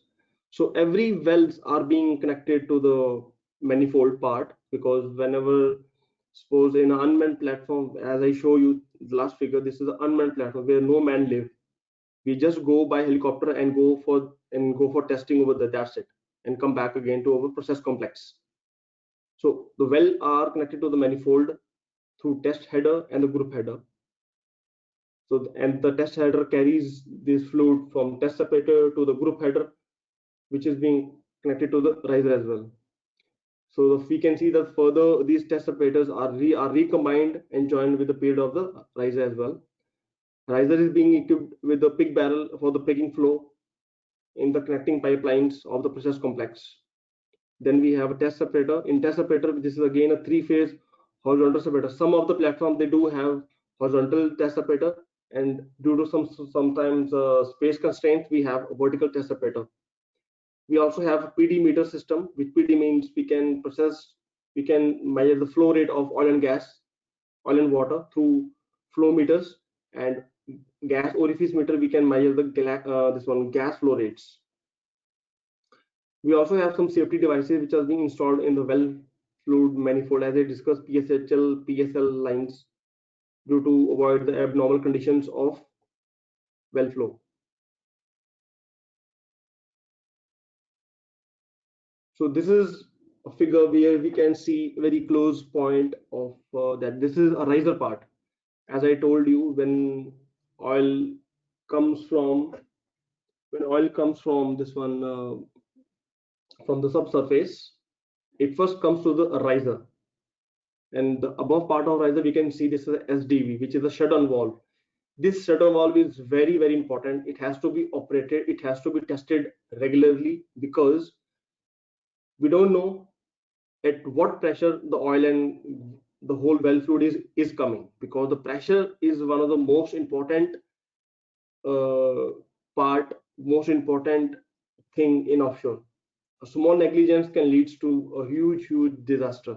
So to avoid that particular disaster, we need to install the functioning of shut-down valve, which should be operated every time. And nearby you can see the two small equipments, which is you can see here. I can just keep my mouse over there. This two, you can see this one PSH and this is PSL. These two are the parts I was talking about, the safety equipments, which sends the pressure line and tells to the shut-down valve to close or not. If the pressure will be abnormal, this PSHL will intimate through instrumentation line, and they will indicate to this one XDV, and they will close in any of the abnormal conditions. You can see closely.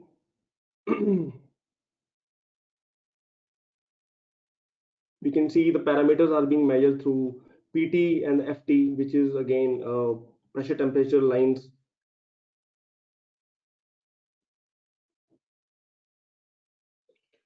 So this is a manifold. After testing, after getting oil from the wells, we can gather whole oil and gas in a production manifold. And this is a pig barrel. And the orange one part you can see, this is a pig, which is a very asbestos type of material, which is very hard. And this is being used to clean the line before or after regularly routine work. That's a routine work of our offshore system, to avoid any drop in a production, because scaling is one of the biggest issue we are facing right now in offshore. The chemical system is also being used. Chemicals are also being dosed in the line and kept it closed for 48 hours. Then after that, the picking is being done.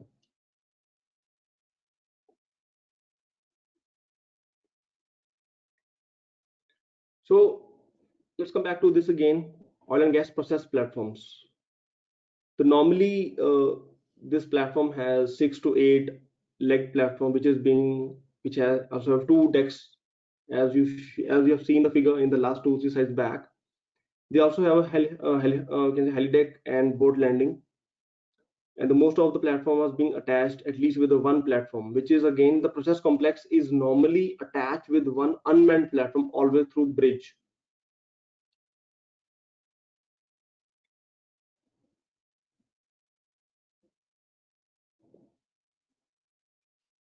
So once the oil is being produced and sent to the process complex, there we do separation of oil and gas, oil separate, water separate, and gas separate, and oil is being dispatched through subsea pipelines through the transportation system, and gas is again being transported to other lines, and water is being treated, and then it is being dumped inside sea itself, which has to be very precisely part again. We will discuss in further. So the process facilities includes these equipments, especially on process complex. One is to separate oil and gas, to treat and pump oil to the subsea pipelines. As I told you, after the separation, the oil has to be pumped through subsea pipelines and it has to be sent to the Uran plant. Uran is again a land area which is again under ONGC, where we are sending all the oil and gas part separately. Treating of produced water, which is most important part, because you can't dump produced water directly inside sea. It has to be chemically treated properly with the proper specifications of sea, and after that you can dump inside sea. Then we have gas, which is again wet gas. We have to get it dry first of all through dehydration system. Then again we can send that gas to subsea pipelines, which is again very much important. Conditioning of gas for the fuel, because this is very much important, because we have gas turbines over there. We have to generate electricity. So the some part of the produced gas we can use conditioning for the fuel to generate power over there. Flaring of excess gas, again we have a flaring stack where we can flare excess gas which is not required, which is a low pressure gas. Then we have potable water. We used to pump subsea water. We used to water from the sea itself, and we can treat it for the normal purpose system, not for the drinking purpose. So this is the whole process I'm going to discuss now, that from how oil well flows to the process complex. So normally there's a one process complex which is being installed, where there's a separation of oil and gas is being done, but the oil and gas is being coming from the well fluids unmanned platforms to this process complex. And at process complex we have three phase separators, from where we can separate oil, gas, and water separately. After the oil is being separated, this partially stabilized oil is being put in another tank, which is called a surge tank, because sometimes the gas is still inside the gas. We try to make it more into stabilized form. One, it is being stabilized, it is being pumped through heavy pumps to subsea pipelines, and sometimes it is being transported to the tankers, because if there's any shutdown, we can't able to use our pump equipment, so we used to call the tankers and they transport that particular oil to the land. Then the separated gas is being compressed first of all, then it is being dehydrated by using glycol system, and then they transport it to the shore system. Again, some part of this gas is being used for the power generation, as I told you earlier. And the produced water after treating is being discharged into the subsea. But keeping into mind, we have to keep the mandatory, can say, we have to maintain the guidelines of dumping of this water with the Arabian Sea recommendations, water recommendation, right? This is a process. You can see the oil well is the well is being is being flowing from the well, and it's come into the high pressure separator, which is for 3 to 4 times is the retention time over oil and gas, where gas is being separated through the mist extractor, and water is being separated, which you call produced water, and it's being going to the produced water conditioning system.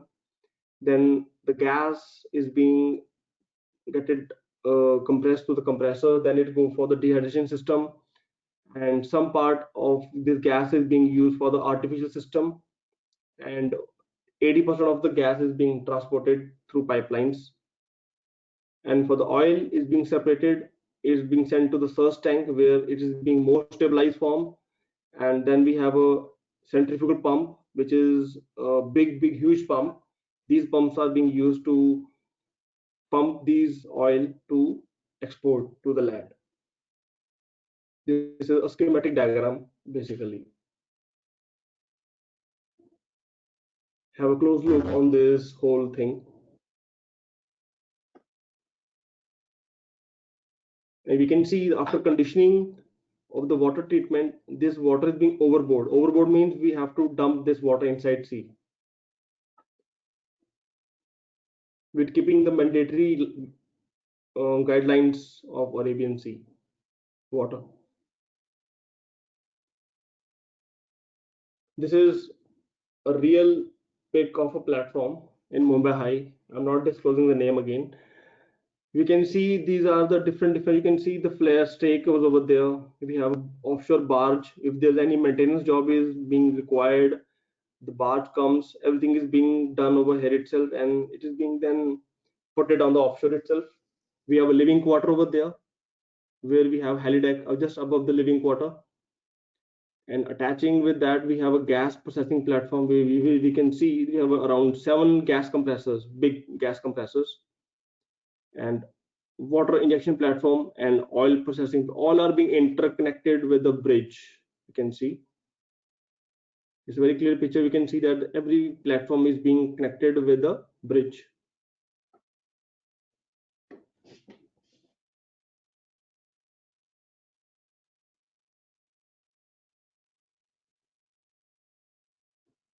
So now after the gas, oil and water has been separated, we can send these this whole system, oil, water, oil and gas, through to the refinery, to the through pipelines, ship, barge, truck, or railroad. If we are working on an onshore, then obviously truck and railroad is being used. Otherwise, pipeline, ship, and barge is being used to take this oil and gas to onshore in case of some maintenance job is going on in offshore itself.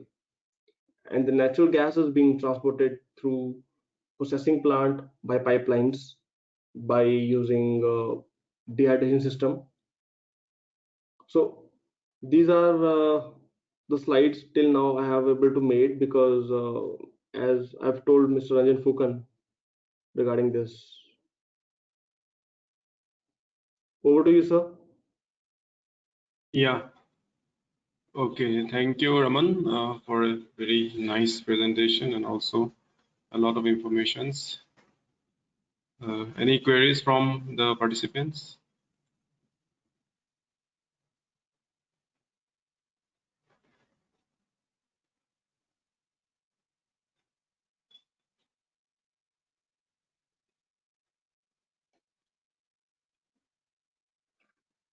So I have a small query for Raman.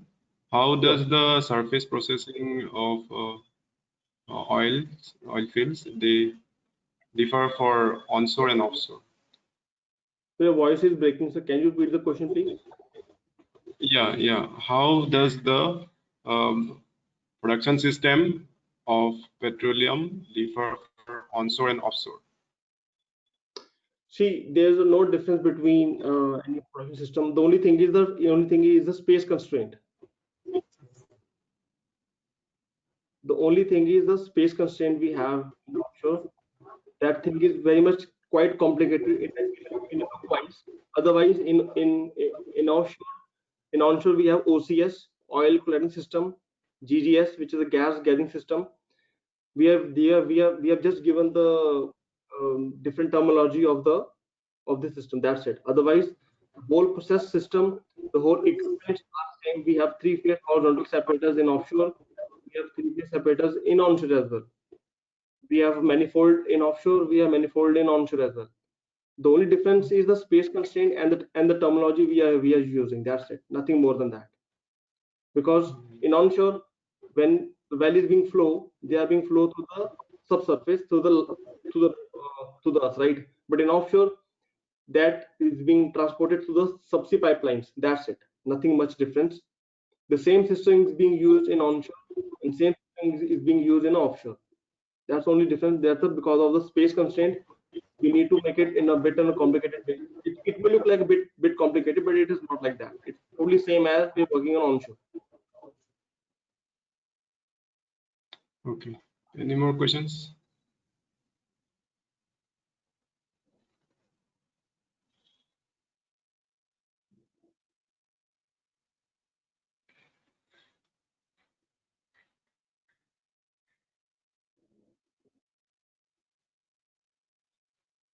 So it seems there is none.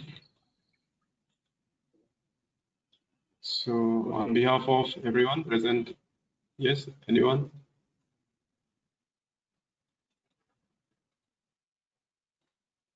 There is no query. So on behalf of everyone present in this program, I want to thank Mr. Ravanpreet Singh Vadan for his informative and interesting presentation on the important topic of offshore production system. We appreciate you for giving your time and also sharing with us your knowledge and expertise in spite of your conflicting situation. So your lecture, we learned about the Indian offshore industry, about the Mumbai high oil field, also about the offshore production system, the well platforms, the equipments, the structural features, and also about the oil wells. Once again, from all of us, thank you, Mr. Raman. Thank you so much. Welcome. Have a nice day.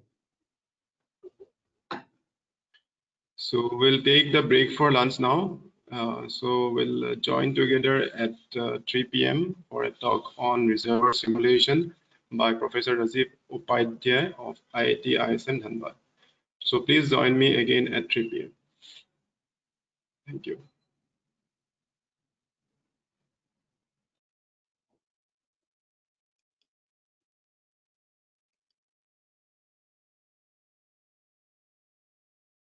This conference will now be recorded.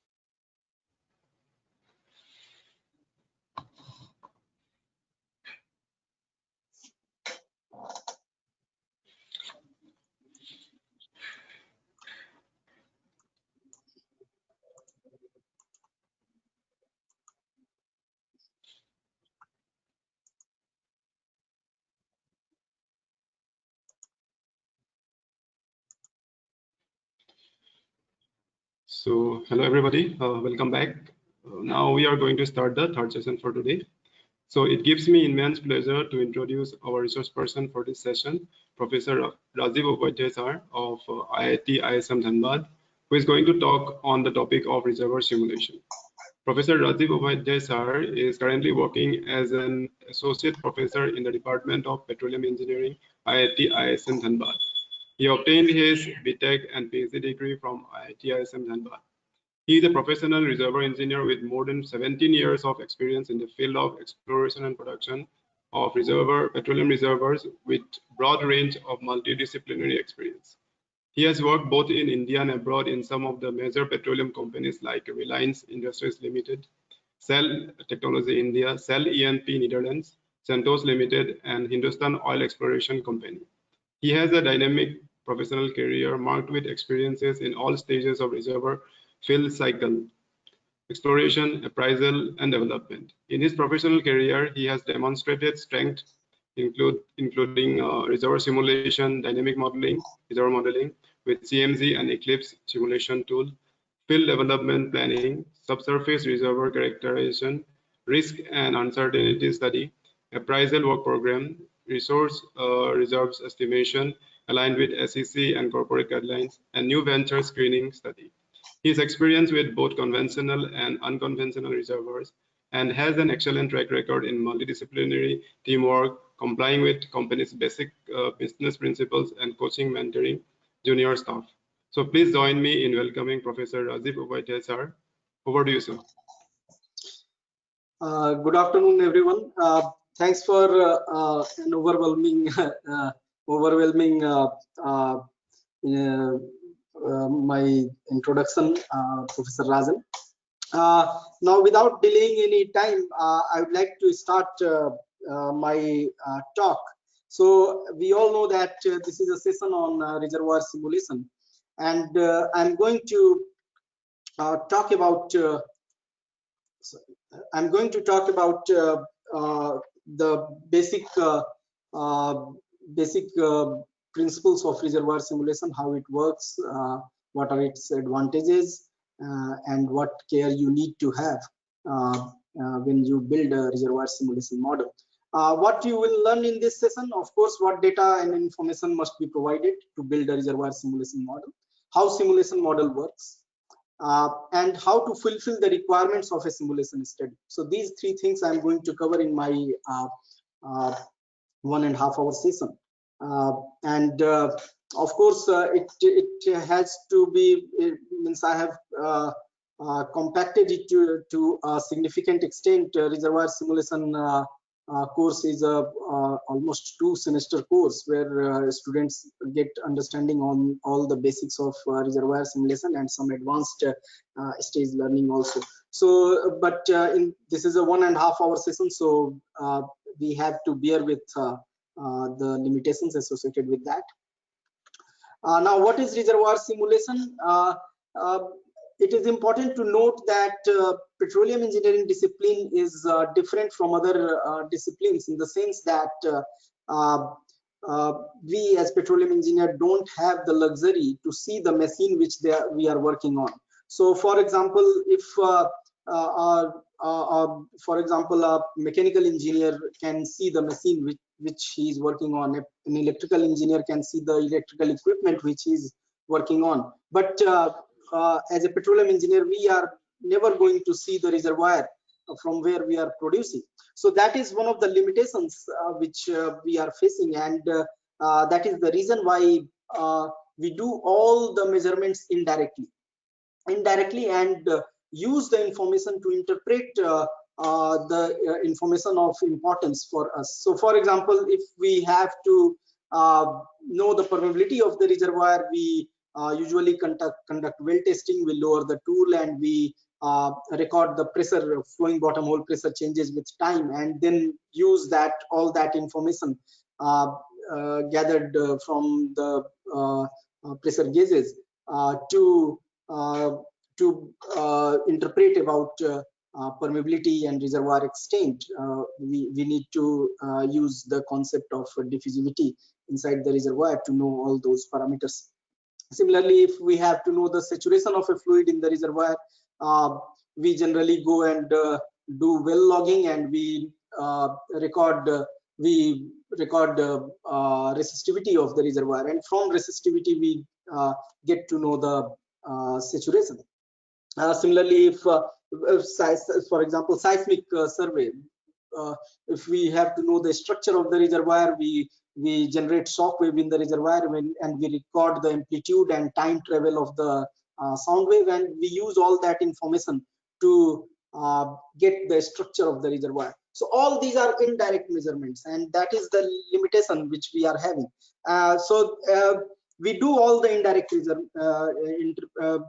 measurements, and we analyze the data, we interpret that data, and get information required for reservoir characterization. Now, what is reservoir simulation? Reservoir simulation is nothing but a tool to integrate all the data which we have analyzed and use the physics and mathematics of fluid flow through porous media to know how what are the dynamics of flow in the fluid flow through porous media. So we integrate all the information that may include geological information, geophysical information, maybe production information, reservoir engineering information. All that information we can integrate all it together, and we create a miniature of the reservoir. Miniature of the reservoir, and we use that tool to first know the productivity of the reservoir, and then we also use that tool to predict the future reservoir performance. Of course, we need to incorporate all the fluid flow through porous media flow equations in the tool, which we usually have. All the simulators include the basic equations of fluid flow through porous media. So what is reservoir simulation? We are going to discuss it in detail in coming slides, but basically we discretize the reservoir in space and time and allow variations in physical properties. We have grid blocks and time steps. All the explanation will come later in the slides, so don't worry about that. So how flow happens in between the grids, how fluids are stored in the grid blocks, and how much fluid can be stored in the grid blocks. Some grid blocks may contain wells, so how to deal with those grid blocks. And then how do we solve the system of equations to incorporate flow between the grid blocks. So all that we will be talking about all this in detail in coming slides.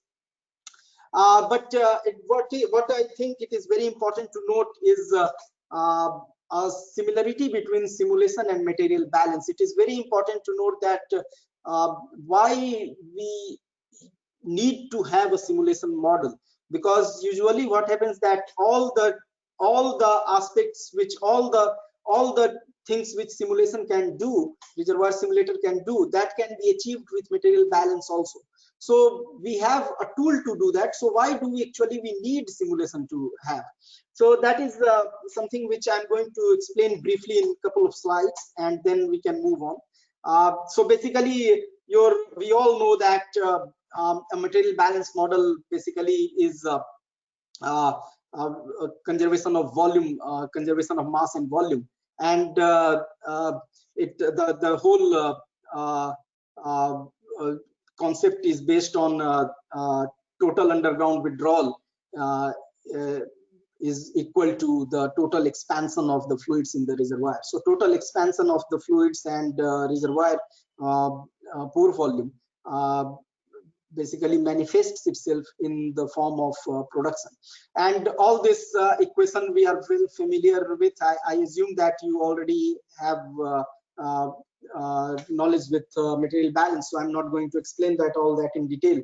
But what it says that underground withdrawal, so on the left hand side it is underground withdrawal, and total underground withdrawal is equal to the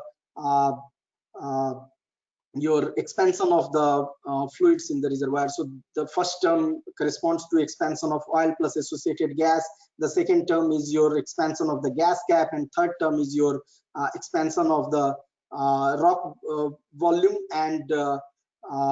and also your connate water saturation, or contraction of pore volume and expansion of connate water saturation, whichever you say. So how we nowadays expressed all this in short form, and we all are familiar with this. F is equal to NEO plus MEG plus EF with no water influx. If we assume that there is no water influx, then this can be expressed F is equal to EO plus MEG plus EF. If you have water influx, then of course a WE term comes into picture, and the form of equation remains same, except for the fact that WE gets added to your total expansion term.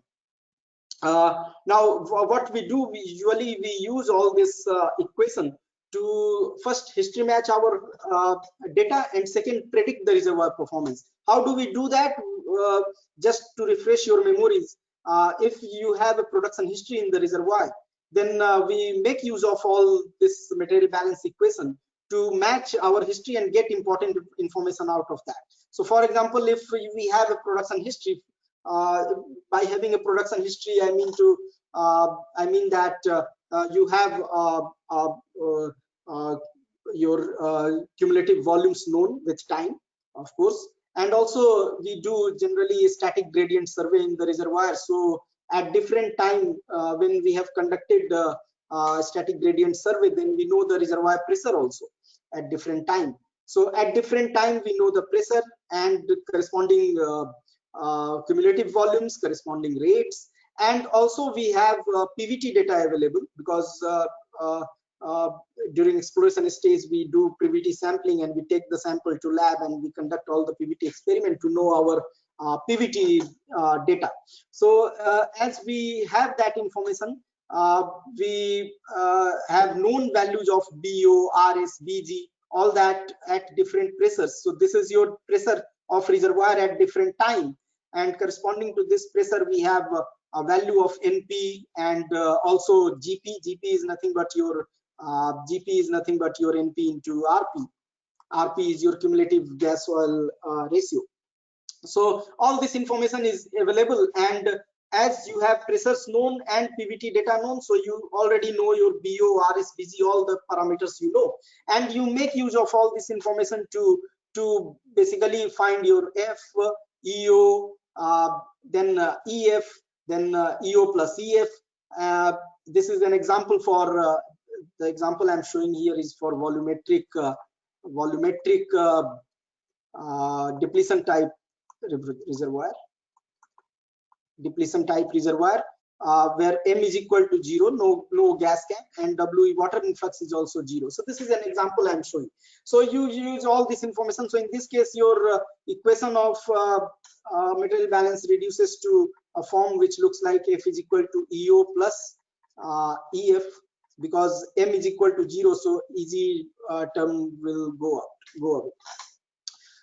So you make use of all this information to know your F, EO, EF, EO plus EF, and then what you can do from this equation, you can plot your F versus EO plus EF, F versus EO plus EF to F versus EO plus EF to find your N value. So F is equal to N times EO plus EF. So according to this equation, if you plot F versus EO plus EF, then the slope of the line will be equal to N. So this is an important information. This is oil in place volume from material balance. So one oil in place volume you have already got from geological data when you were in exploration stage. Now you have a production history, and you have used your material balance concepts to know your volumetrics, your oil in place. Now you have to match your oil in place with the geological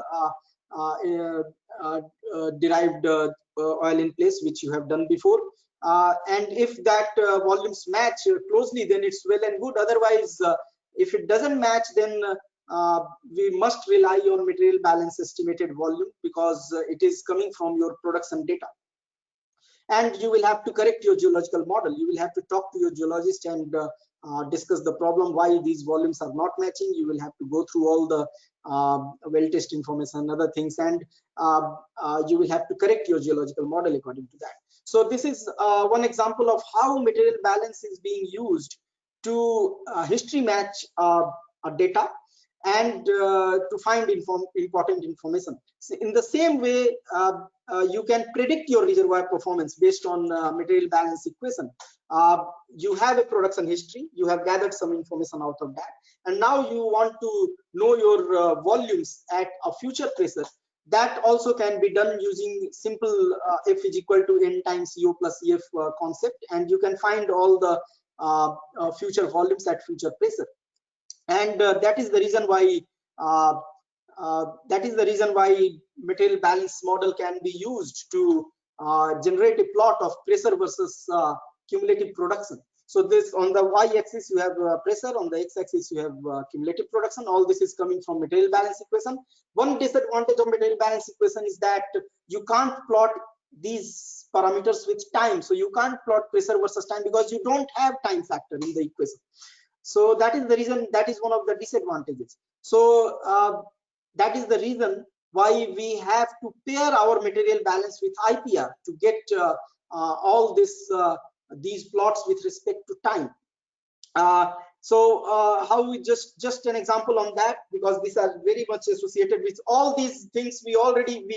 Why I am discussing all this, because these things are something which we do in simulator also, and this is the reason why these two are closely related. So how then material balance model is paired with IPR, that is something which I want to show you. So material balance model, as I said, can be used to find cumulative volume at any future pressure. So for example, let us suppose our current reservoir pressure is P1 bar, and we already know that we have produced NP1 cumulative volume. So if we have to know the cumulative volume that we are going to produce at a future pressure P2 bar, then we can use our plot to know the volume, so future volume, so NP2. So that is the advantage of material balance equation. Now,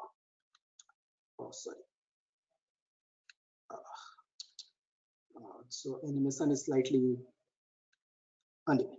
Okay, so now what we do that we use IPR. So IPR, you already know that it's a plot of PWF versus QO, and it is coming from your inflow equation. Inflow equation is nothing but your if you remember, so P bar minus PWF is equal to Q mu by 2 pi KH.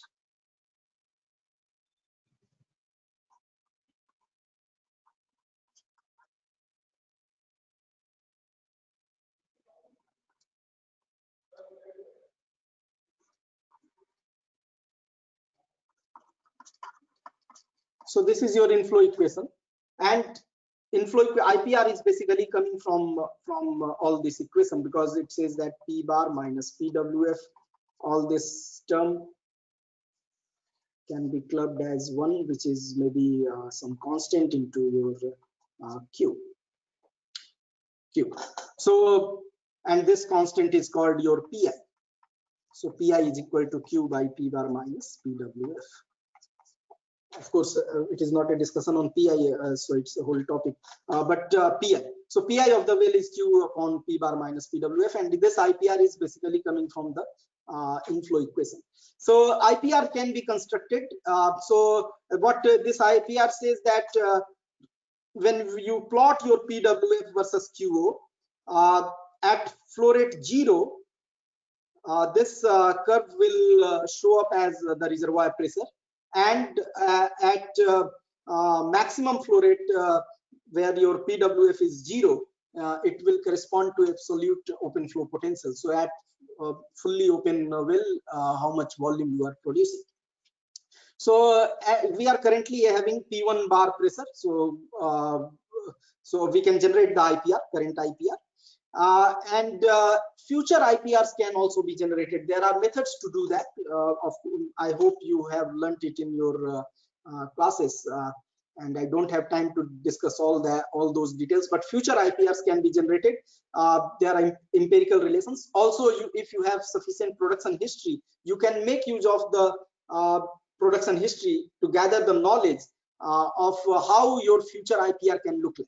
So both way, you can use empirical equation, or you can use your historical information to get to that. So P1 bar is your current IPR, and then at some P2 bar, you will have your future IPR. So future IPR at pressure P2 can be generated. And also you have, we all know that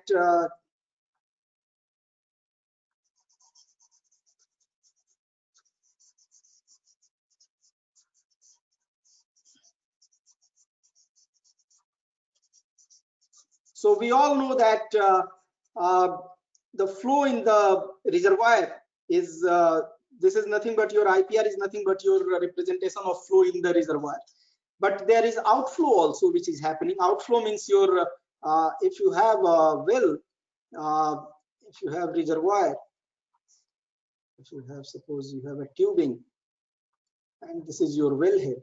So you have all the flow which you are seeing. IPR is nothing but your representation of your inflow equation, which is happening in the reservoir. Then there is outflow also which is happening. Outflow means your flow outside reservoir in the wellbore, and that is called tubing intake curve. You can generate. Tubing intake curve is nothing but your we all know that in the wellbore you have different pressure losses happening. So you have head loss, then you have friction loss, and then you have acceleration loss. So all these losses are happening because fluid is flowing in the wellbore. So that is the reason why at a fixed wellhead pressure, suppose you have a fixed wellhead pressure of 100 psi, you may have different value of PWF for different flow rates. That is a plot called tubing intake curve. So when you plot your PWF versus Q, it will look like this. It will look like this, and it is your tubing intake curve. What it says that at a fixed wellhead pressure, your PWF will change with flow rate. Why? Because at different flow rates you will be having different losses into the system. So due to different losses, you will be having different PWF values. Different PWF values at different flow rates. So you have this is called inflow performance curve, and you have outflow also, which is happening, and your well always produces at the point of intersection of these two. So tubing intake curve, that is called tubing intake curve, which is your representation of your outflow, and your IPR is a representation of your inflow. This is all, and now this is something this is also called VLP, vertical lift performance, or tubing intake curve, whatever you say. This is normally it is fixed. Once your tubing size is fixed, it may change because your GOR, it depends on your GOR, water cut, and in your any reservoir, your GOR, water cut, all these parameters may change slightly. So according to that, your VLP may also change. But normally what happens that if you have a fixed well tubing size, you have almost constant VLP curve, but your IPR changes with time. So you can see at currently we are at P1 bar pressure, then future P2 bar pressure, then again future P3 bar pressure. So accordingly you go and on, and your well will be producing until you see a point of intersection. When you don't see any point of intersection, then your well ceases. So now consider this as a tubing intake curve, and we have current pressure, and you have future pressure. IPR is also there. So point of intersection your well will be producing. So you already know your well is currently producing at Q at pressure P1, and if you have to know your future production rate, then you will have to find the intersection of your VLP with your future IPR, and this point of intersection will lead you to your, suppose it is leading you to your Q at pressure P2. So you already know the rate at which your well will be producing at some future pressure. So using your IPR and VLP curves, and that means what you can do. So your well currently is producing at QP1, and future production rate is going to be QP2, and in this period, if you assume that well is producing at a fixed average rate, then you can say that the well production rate during this period, when pressure goes from P1 bar to P2 bar, is, you can say, suppose that it is producing at average rate of QP1 plus QP2 by 2. Now this is the average rate which the well is producing during this period when pressure is going down from P1 bar to P2 bar. And then what you already know your cumulative production at P2, and you already know your cumulative production at P1 pressure, and you already know the rate at which well is producing during this period. So that means you can find your time.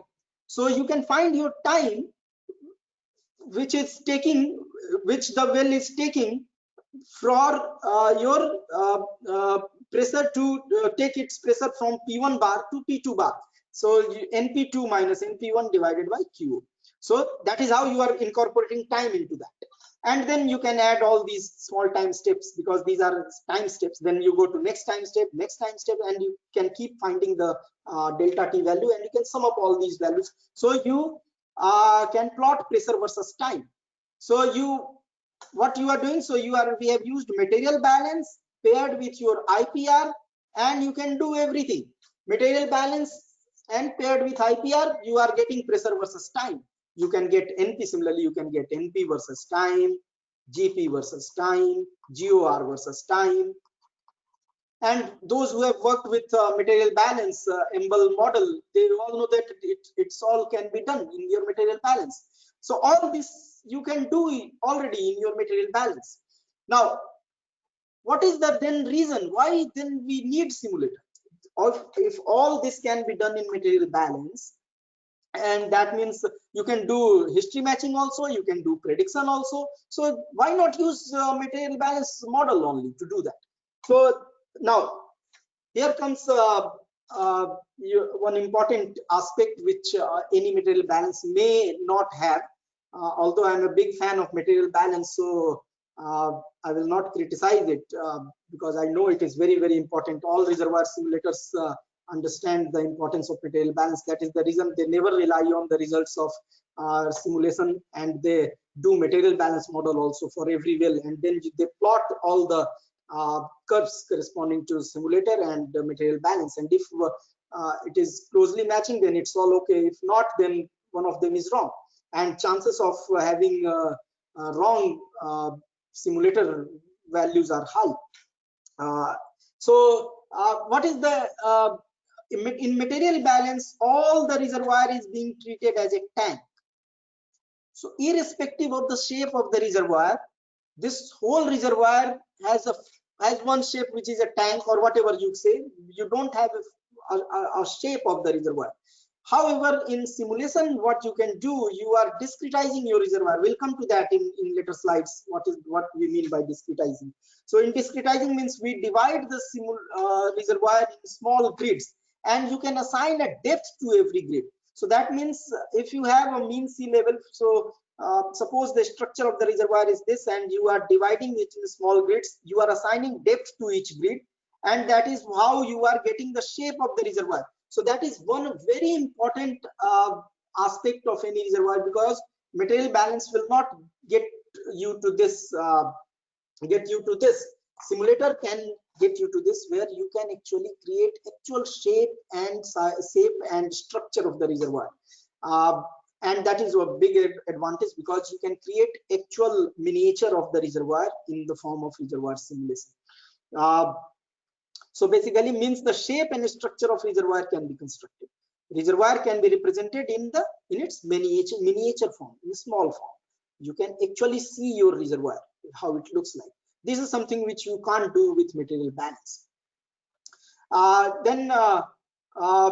Also, one of the disadvantage of material balance is that it is being represented as a tank, and inside that tank you have a fixed value of K, phi, any saturation. You don't have a variation, so you have average representation of all these parameters in this tank. You don't have a variation. You can't evaluate the changes in SW or K phi in this tank. So that is why we input all the K and phi, which is actual average representation of the reservoir in any material balance model. Now this makes your material balance model very much homogeneous, so you have uniform properties. Now this is something where simulator can help you, because as you are dividing it in small grids, that means you can assign properties to each grid. So you can assign a different value of permeability in each grid. You can assign different value of porosity, saturation in every grid, and that brings a level of heterogeneity in the reservoir and makes it closer to how reservoir looks like. Now, having said that, does that mean that you, although we are saying that you can input all the different values of permeability in every grid, but do we actually have those values available? No, we have those values available at only those locations where you have well. So suppose this is your well, this is your well, this is so, and you have done well also. You know your phi value here. You know your phi value here. Porosity. Phi values here. But what about these grids? So although we are saying that you can input different porosity in every grid, you don't have those values available. So what we do, we interpolate and extrapolate, and that is called geostatistical modeling. Population of grid block with properties, and as we don't have property available in every grid, we make use of statistics to do that. So suppose we say, if I say that here porosity is 0.2, and here porosity is 0.3 measured value. So you can guess that, okay, it is going to be somewhere in between 0.2 and 0.3. This is interpolation. So that is the reason why you can't say that simulation is more accurate than material balance, because you can put any value in the grid, but you actually don't know if you actually have those values at those locations. So that is why we always say in our industry, we always used to say that any reservoir simulation model is correct until a new well is drilled. So for example, if you have assigned a property here, porosity, and if you ask tomorrow you drill a well at this location, this may have altogether different value of porosity and probability, which you had not accounted for before. You were using interpolation method to do that.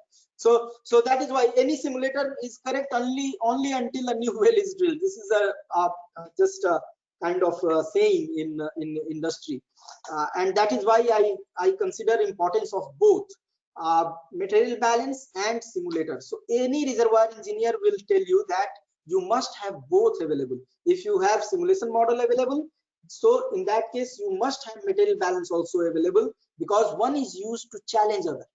One is used to challenge other.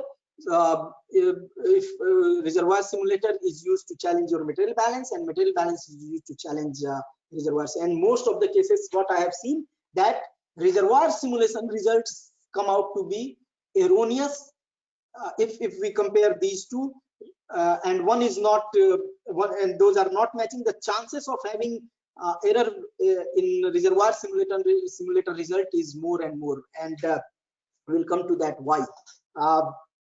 So that is why having a material balance model is always good. Yes, simulator has got very good application when you have a number of wells available. So suppose if I have 2-3 wells, if we are in exploration stage and 2-3 wells available, then I would recommend going for material balance. Why should we spend time in building simulator, full-filled model, and we don't have properties available at that level? So why should we go for that? Let us move with material balance. Yes, if you are in field development stage or appraisal stage, that is the time when you start thinking about having simulator, because now you have some good level of information available, which you can make use in your simulator and get better understanding of the reservoir. And that is why we plot all these numerical simulation solution and material balance solution, which I was just telling you. If it is matching closely, then well and good, both are very good, your model is good. If it is not matching, then one of them is wrong, and chances of having simulation result wrong is more than your material balance result, because material balance is simplistic. Here you have a number of equations taking place. Solution, a number of equations are being solved in the simulator, and every grid block will come to all those equations in later slides, and you will understand what level of complexity simulator deals with. So that's why the chances of error always go up. Now, why simulate then? Of course, you have to assess different development strategies in complex reservoir cases, well facilities planning, production forecasting. If you have good number of data wells already available, only then we are talking about these scenarios. You can assess, you can evaluate different development scenarios. So what if scenarios? What if this is happening? What if this is happening? What if I make if I make my plant size as from 200 million barrels to 400 million barrels? What will happen to that? What if I change my well spacing from 160 acre to 80 acres? What if I change my well spacing to 320 acres? So these are called what if scenarios. What if scenarios you can generate if you have a reservoir simulator, and that will give you better and better results. Complex fluid flow dynamics, where analytical methods are not working, because you all know that it's all coming from diffusivity equation. It is your partial differential equation, and finding solution to diffusivity equation for different kind of scenarios is not always easy. Analytical method of doing that is not always easy, and you resort to numerical methods, where you can do find solution to numerical partial differential equations a bit easier. So numerical solution, if analytical alternatives are not good, then numerical methods are easier. Of course, it comes with its own disadvantages, errors, but you can minimize those errors to get closer and closer results. And also competitive forces, like if impact of drilling in field wells. If you have well developed field and you have a history match model, you can assess what if I drill an infill well in the field. So simulator can give better scenarios out of that. Fluid migration across lease boundaries or country boundaries. So for example, if you have this is your reservoir, and suppose this is your whole reservoir, and in this you have lease area. Here suppose ONGC is working, here RIL is working, but reservoir is same. Now how to because reservoir is same, so it's very difficult. You can't say ONGC guys can't say that let us drill all the wells here. You can't say that. So all these complexities, how much fluid flow is happening across this boundary, all this can be better modeled using reservoir simulator, because the reservoir is same and both are producing from the same reservoir. Now, steps for setting up simulation model. So first is listed few discretization, then property model, fluid model, rock fluid characterization, then model initialization, well model, then you run the model. So you have to, before you run your model, you have to complete all these steps.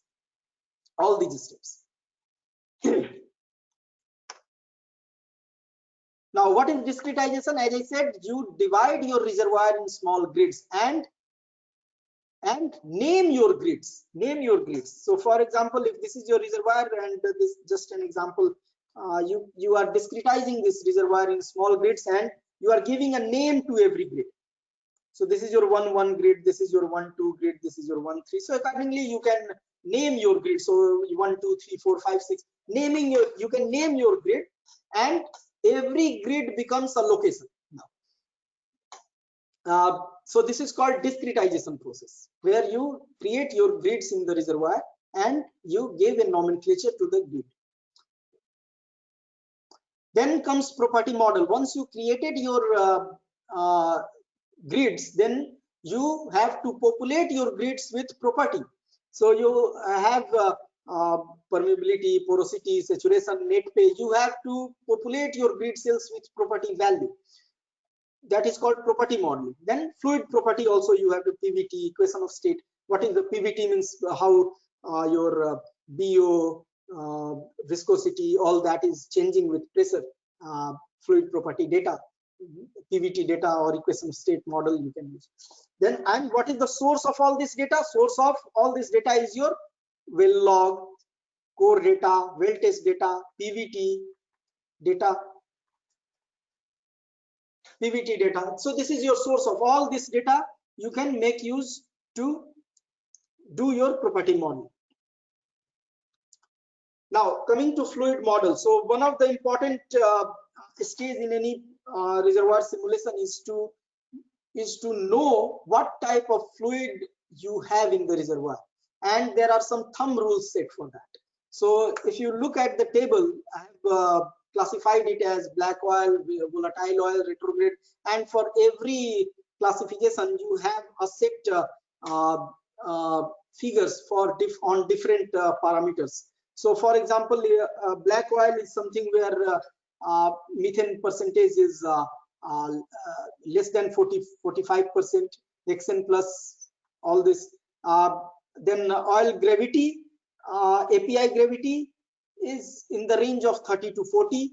Also GOR is in the range of 100 to 1500. And if you have these properties, then you can say that okay, our fluid model is more closely matching with black oil. Similarly, you have volatile oil, retrograde. Accordingly, you have different set parameters for different fluid models, and you use this table to classify your fluid model. Now, what is black oil and all this, will come to that. On PVT data, you have to input your parameters in tabular form, and one example I'm showing here, where you have from the PVT data, you have for oil and gas, you have these properties known at different pressure. So RS, BO, mu for oil, similarly BW and mu W for water, similarly mu G, BG for gas. So all these properties are known at different pressure, and you use all that in tabular form and input it in your simulator. Also, you need to know your fluid densities at standard condition. So why we need that? Standard condition means your so we all know that if we have to find density of suppose oil at any pressure, we can say that it is maybe represented as standard condition density divided by B. Similarly, rho W can be expressed as rho W as standard condition divided by BW. Similarly, rho G can be expressed as rho standard condition density of gas divided by BG. So these are standard definitions. It is all coming from your definition of BO. BO is equal to volume at reservoir condition by volume at standard condition. And volume at reservoir condition can be written as mass upon density at reservoir condition divided by mass upon density at standard condition. So this will lead you to this, because mass is not changing, so mass can be cancelled out, and this will lead you to all these expressions. So these are known, and why we need, so if you know these standard condition densities, you can know the density at any pressure using this table, because if you know your standard condition of oil, density of standard condition density of oil at oil, then suppose if I ask you that at 3000 psi what will be the density of oil, you make use of this equation, so rho OSC upon BO, to find the density of oil at that stage. And this is what simulator does. So that is why it requires this as one of the inputs. And you can have multiple fluid property regions also. So in the same, if you have a reservoir like this, all the part of reservoir may not have same kind of PVT characteristics. So you may have different fluid type in this part, different fluid type in this part, different. So you may have different PVT properties here. You may have different PVT. So accordingly, you can assign different fluid property regions also in the reservoir. Now, what is black oil? Black oil is something. This is an important part. Black oil is a form of oil where we assume that our composition is not changing, although pressure is changing, but composition is not changing. Composition is not changing. So you have a PT diagram. All this is here. And your composition of the fluid is not changing, your pressure is changing because you are producing, and that is why you have in the reservoir we treat it in the form of liquid and gas, and at the surface you again treat it in the form of liquid and gas. So fluid components, so in the reservoir you have fluid phases, you have 3 phases: gas, oil and water. In the surface condition also we consider 3 components out of that, so gas, oil and water. And how this is related, that is why all this PVT will come into picture, because you have a PT envelope and we are assuming that the composition is not changing. Only suppose you are here at initially your pressure, you are decreasing your pressure due to production, and you come to suppose this pressure, and you make use of these quality lines to say that at this pressure you have 75% volume in the form of liquid and 25% volume will be in the form of gas. And this information you make use to represent your all the fluid flow in the reservoir. So your pressure is changing, and at every stage you are saying that, okay, we are going to make use of this quality line, and this quality line are best represented by PVT properties. That is why you have BO, RS, all these you have to evaluate. It is nothing but it is all coming from these quality lines.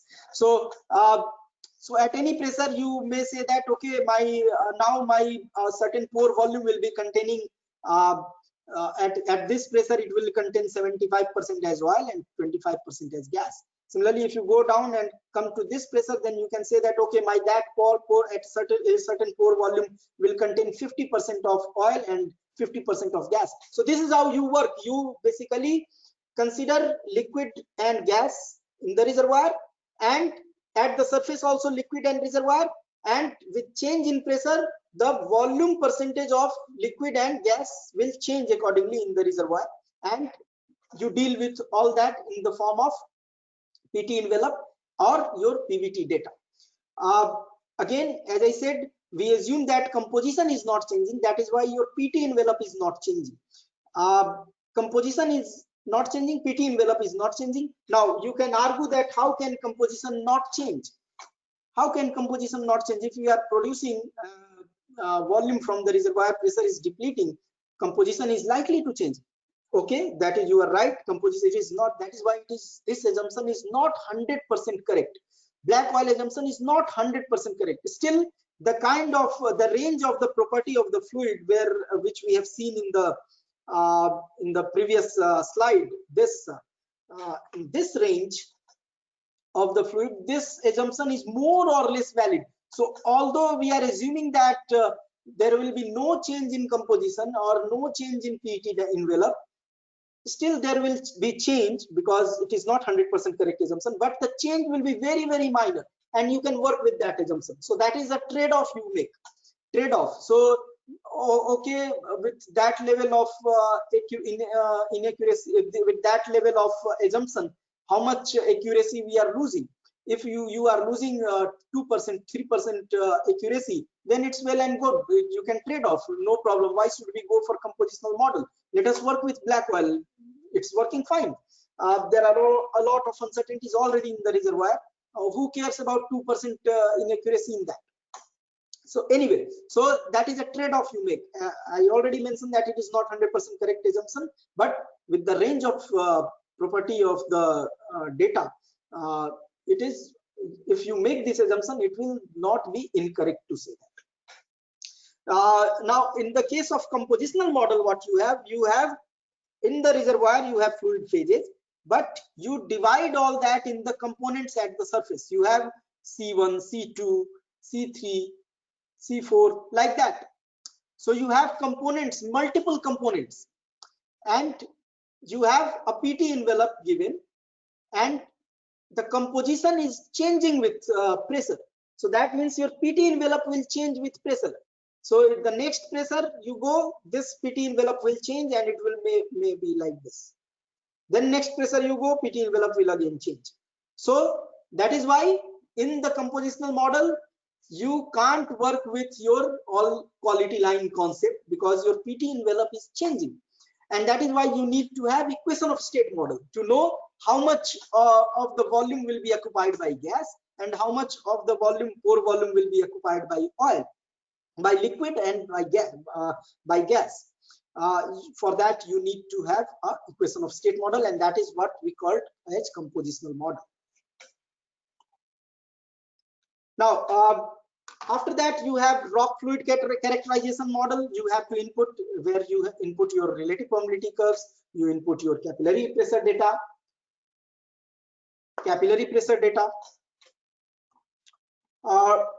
Relative permeability, this is very, very basic relative. As you know that if your well, if your reservoir is having more than one phase present, then permeability of two phases interact, and you don't have absolute permeability in the reservoir.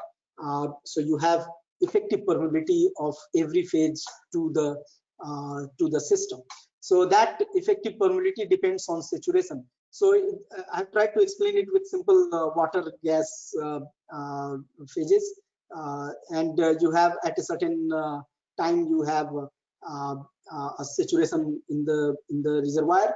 The red dots are gas molecules, and you have a particular saturation in the reservoir. And this saturation, if this saturation changes, then your relative permeability, the effective permeability of the gas will change accordingly. So this is coming from your intergranular porosity concepts, and so at different saturation you can have different relative permeability to gas. So for next stage, I'm increasing the gas saturation in the system, then accordingly your relative permeability will increase. Then again I increase the gas saturation and relative permeability will increase. So this is something which goes on, you create, and this is called relative permeability. So this is relative permeability to gas. It depends on the saturation of the gas present in the system, if you have water gas system. And similarly you can create relative permeability of water. So this curve is very much used in any simulator, and it is very important to note that the shape of the curve is like this, and why it looks like this is that you have, suppose you have a pipeline, and you have gas and water flowing in the pipeline. Then of course you increase your saturation of gas in the pipeline, and your you can say that if you define the mobility as relative permeability, then mobility will change linearly with saturation. Because you have sufficient space available for gas and water molecule to flow now. So that is why your saturation will linearly change, relative or mobility of phases will change linearly with saturation of the respective phases. Whereas in the pore system, if you come to pore system, then you have very small pore sizes. Now what are the typical driving forces here? Mainly viscous forces and plus your gravity that is taking place. If you come at the pore scale, you have apart from these two, you have capillary forces also there. And that basically changes the scenario. That capillary forces will not allow the mobility of the fluid to change in proportion to its saturation, and that is why you see a curve path always. So curve path, we'll come to that in next slide. So that is the reason why if you work with a fractured reservoir, we initially start with straight line curve. I hope I have, okay. So if you have a fractured reservoir with a good fracture aperture size, what happens that your path is sufficient for gas molecule to move smoothly in the fracture system, and that is the reason why you have we start with linear curves in your fractured reservoir. And this is the reason why because PC value is very negligible in this case, because PC, if you remember, PC is equal to twice sigma cos theta by r. That means in the case of fractured reservoir, you have a fracture system, so that means r value is significantly large, and that makes PC very small. So smaller PC means you have very little opposing forces to flow of the fluid, and that is the reason why we go for we start with generally linear curves in fractured reservoir. However, if we come to normal sandstone reservoir where you have intergranular porosity system, then it is difficult to have this kind of relative permeability curve, because it will your capillary forces will not allow the mobility of the phases to change in proportion to its saturation. So typically these are just, I will pass through this very quickly. It is not very difficult. So here we have plotted the KO value, KO versus SW, and relative permeability to. So if it is oil, so this is your KRW curve, this is your KRO curve. Sorry, not KR, KO and KW. KW curve and KO curve. If it is water weight, then we have this is called KW max. In the reservoir, you always have to remain in between these. You can't see anything beyond this saturation. So you can't see anything below your connate water saturation, and you can't see anything below your above your residual saturation. So KW max, and this point is your KO max. KO max, and you can convert the same curve to relative permeability simply by dividing KO by K, and that is why this curve starts from 1. So KRO, and this becomes your KRWE, end point relative permeabilities, KROE. So this, in another way, it is called KRO max. So this is the maximum relative permeability to oil you can have in the reservoir.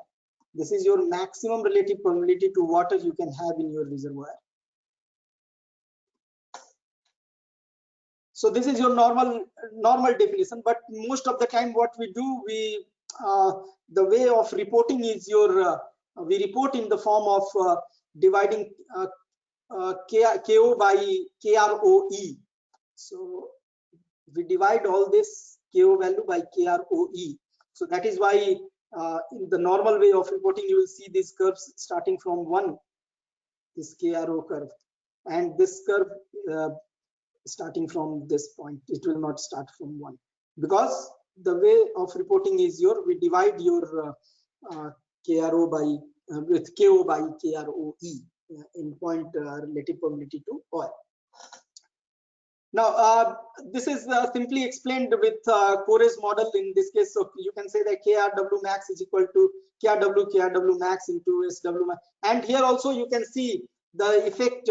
If I make this NW1, what will happen? This whole curve will become linear. So that means if I make it 1, you will see that this will be a linear curve. This will be a linear curve. And if I make it 1, then these two will be linear curves. So this is the case of fractured reservoir. Now you can't expect all this in an intergranular porosity system of sandstone reservoir, and that because your capillary forces are more and more, and that will not allow your mobility of the fluid to change in the proportion to its saturation. So what it will do, usually you have values more than 1 here. So 2, 3 like this, and higher the values of N, it will suppress the flow. So higher the value of N, it will suppress. So N is equal to 2, then N is equal to 3, N is equal to 4. It will get more and more suppressed from linear. Like this. So that it depends on. So as you go tighter and tighter formation, you will see your higher values of N there. Now again, capillary pressure also comes into picture. Capillary pressure is something which happens in your I hope we have time now. So it's 4. Okay. So I will have to go a bit quickly. Next slides. So capillary forces are also there, and that is very important to have in your reservoir simulator, because we know that at 4 scale capillary forces exist, and that causes capillary pressure is nothing but your difference of non-wetting phase pressure and wetting phase pressure. So two type of capillary. So if it is oil water system, you have PC, PO minus PW, and gas oil system, you have PG minus PO, and all this is function of saturation. Usually you have capillary pressure. All this goes as input in your simulator. These capillary pressure curves are available. Now what we do out of all that, we make use of this capillary pressure curve for model initialization. One of the part of model initialization is there are 2 parts of model initialization. One is your pressure distribution in the reservoir and saturation distribution. So pressure, okay, it's already. So pressure distribution and saturation distribution. So pressure distribution, we all know that if we know the datum pressure, you can use the approach of datum pressure, and you can say that if the pressure at any point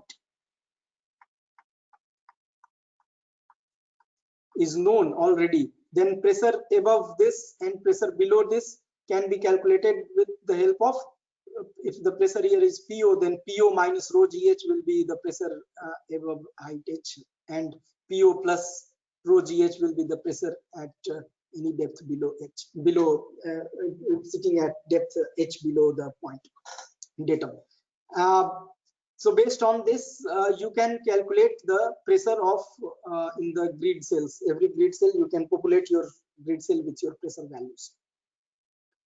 And capillary pressure data is used to populate your grid cells with saturation, because what happens that so PC, as I said, PC is equal to PO minus PW, and one PC definition is delta rho GH also.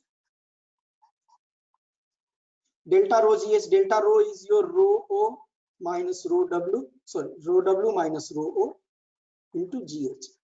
Now, I will not go through all the concepts of capillary pressure. I assume that you all understand what I am saying here.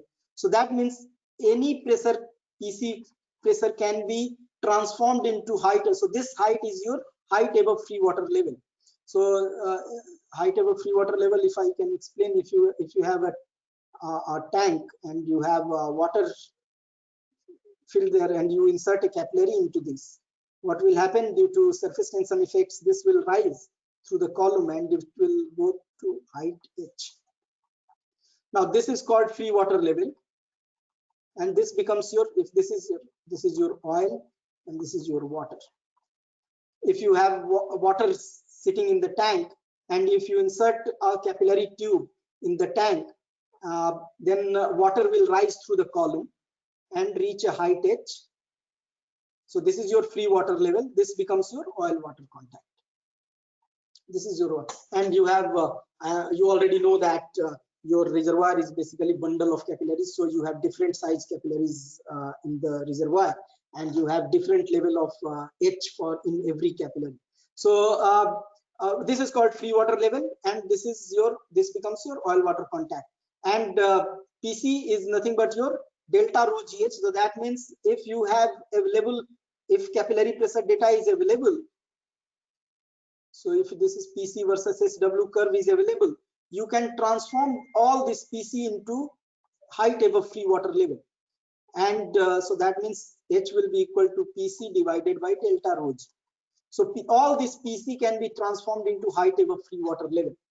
And that means you can go to this curve.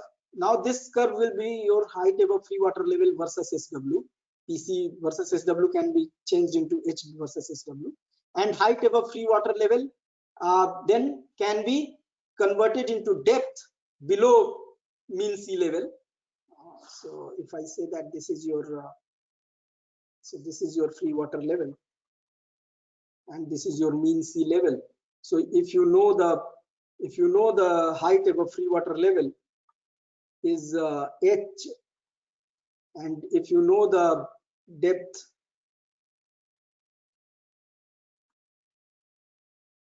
of free water level, suppose it is capital H, depth of free water level, then depth below free water level, depth below your mean sea level will be H minus H at this. So that means every grid is having a depth.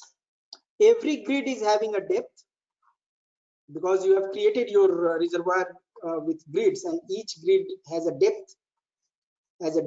That means depth below mean sea level.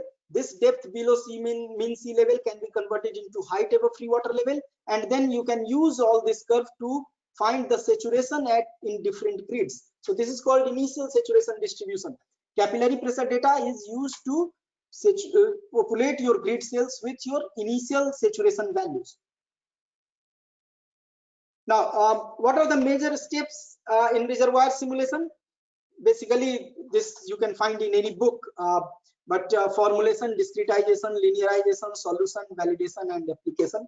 We'll go one by one on each. Discretization, formulation, I have already explained. Formulation means what type of fluid. Basically, you set up your initial, set the stage for reservoir. You define your fluid type. You formulate your partial differential equations. Then you discretize your reservoir.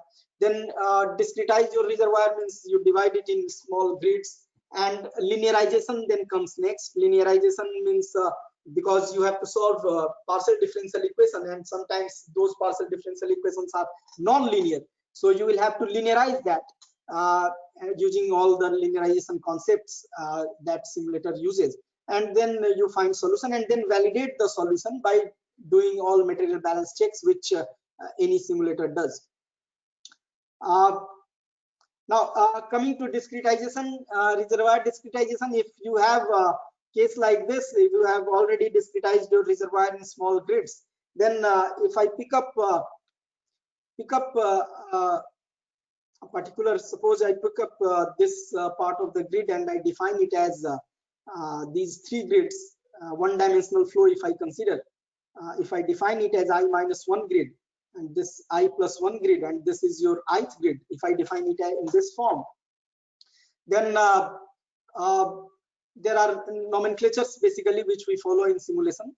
So all block boundaries are defined in the form of I-1/2. So if it is ith grid block, so I-1/2 x I-1/2 becomes your block boundary on the left hand side. xi+1/2 becomes the block boundary at right hand side. If you have mi volume entering into the grid block, mo volume going out of the grid block, and ms, use something volume which you are injecting or maybe producing also, you can do that into the system. So all this works on the principle of mass balance equation, and delta xi-1, delta xi, all that dimension of the grid blocks. So let us simplify it in the form of one-dimensional grid system, and applying mass balance conservation equation, mi minus mo plus ms can be written as ma. So this is nothing but your mass entering the, so if I am writing my mass balance equation for this grid block, ith grid block, I can write it as mass. Mi is your mass coming from your I-1 grid to I grid. Mo is mass going out of the ith grid block, and ms is the mass being injected or produced into the grid block from the grid block, and that will be equal to mass accumulated. Now this is at nth time step. We'll come to that. Nth time step means any simulator works in small time steps, and at every time step it calculates your pressure, and it updates the grid blocks with the new pressure. Then it goes to the next time step. So it works on the time step concepts. So mi can be written as rate of change of mi into dt, integration of this. So mi is your mass, total mass in this coming into the nth time step. So this will be your time nth, n plus 1. So this is your mass coming into the grid block, can be written as rate of change of mass coming in into dt, integration of this in the nth time step. Similarly, mass going out of the system can be written as rate of change of mass going out of the system into dt in the nth time step.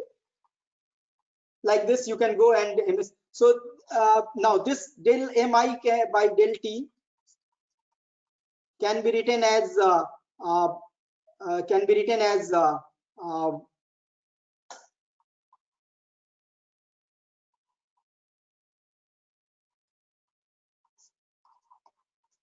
mass can be written as volume into density, and volume into density can thus be written as flow rate. Del v by del t can be written as flow rate into density. So that is why del mi upon del t is nothing but your q into rho, and that is why it is written here q into rho, and one-dimensional flow, so I am representing it as qx. So Qx into rho, where at xi minus 1 by 2, because it is entering at xi minus 1 by 2. Alpha c is your conversion factor. So if you are working with SI unit system, this alpha c will be 1. Otherwise, you will be having a value of alpha c in that unit. So Qx into rho is nothing but your rate of change of mass into del T is your total mass coming from this grid to this grid in that time step, minus MO similarly can be written as Qx into rho, where at xi plus 1 by 2, because that is the place where it is going out of the grid. And then QMI is your QMI is your rate of mass that is being injected or produced into the grid block, and mass accumulated is your pore volume into VB into phi into rho is your pore volume, and this is your change in pore volume is your accumulated mass. So n plus 1 time step minus VB into phi into rho at nth time step, and VB is your bulk volume. Bulk volume into porosity is your pore volume multiplied by your density is your mass at nth plus 1 time steps, and bulk volume into porosity into rho at nth time step. So that's your accumulated mass.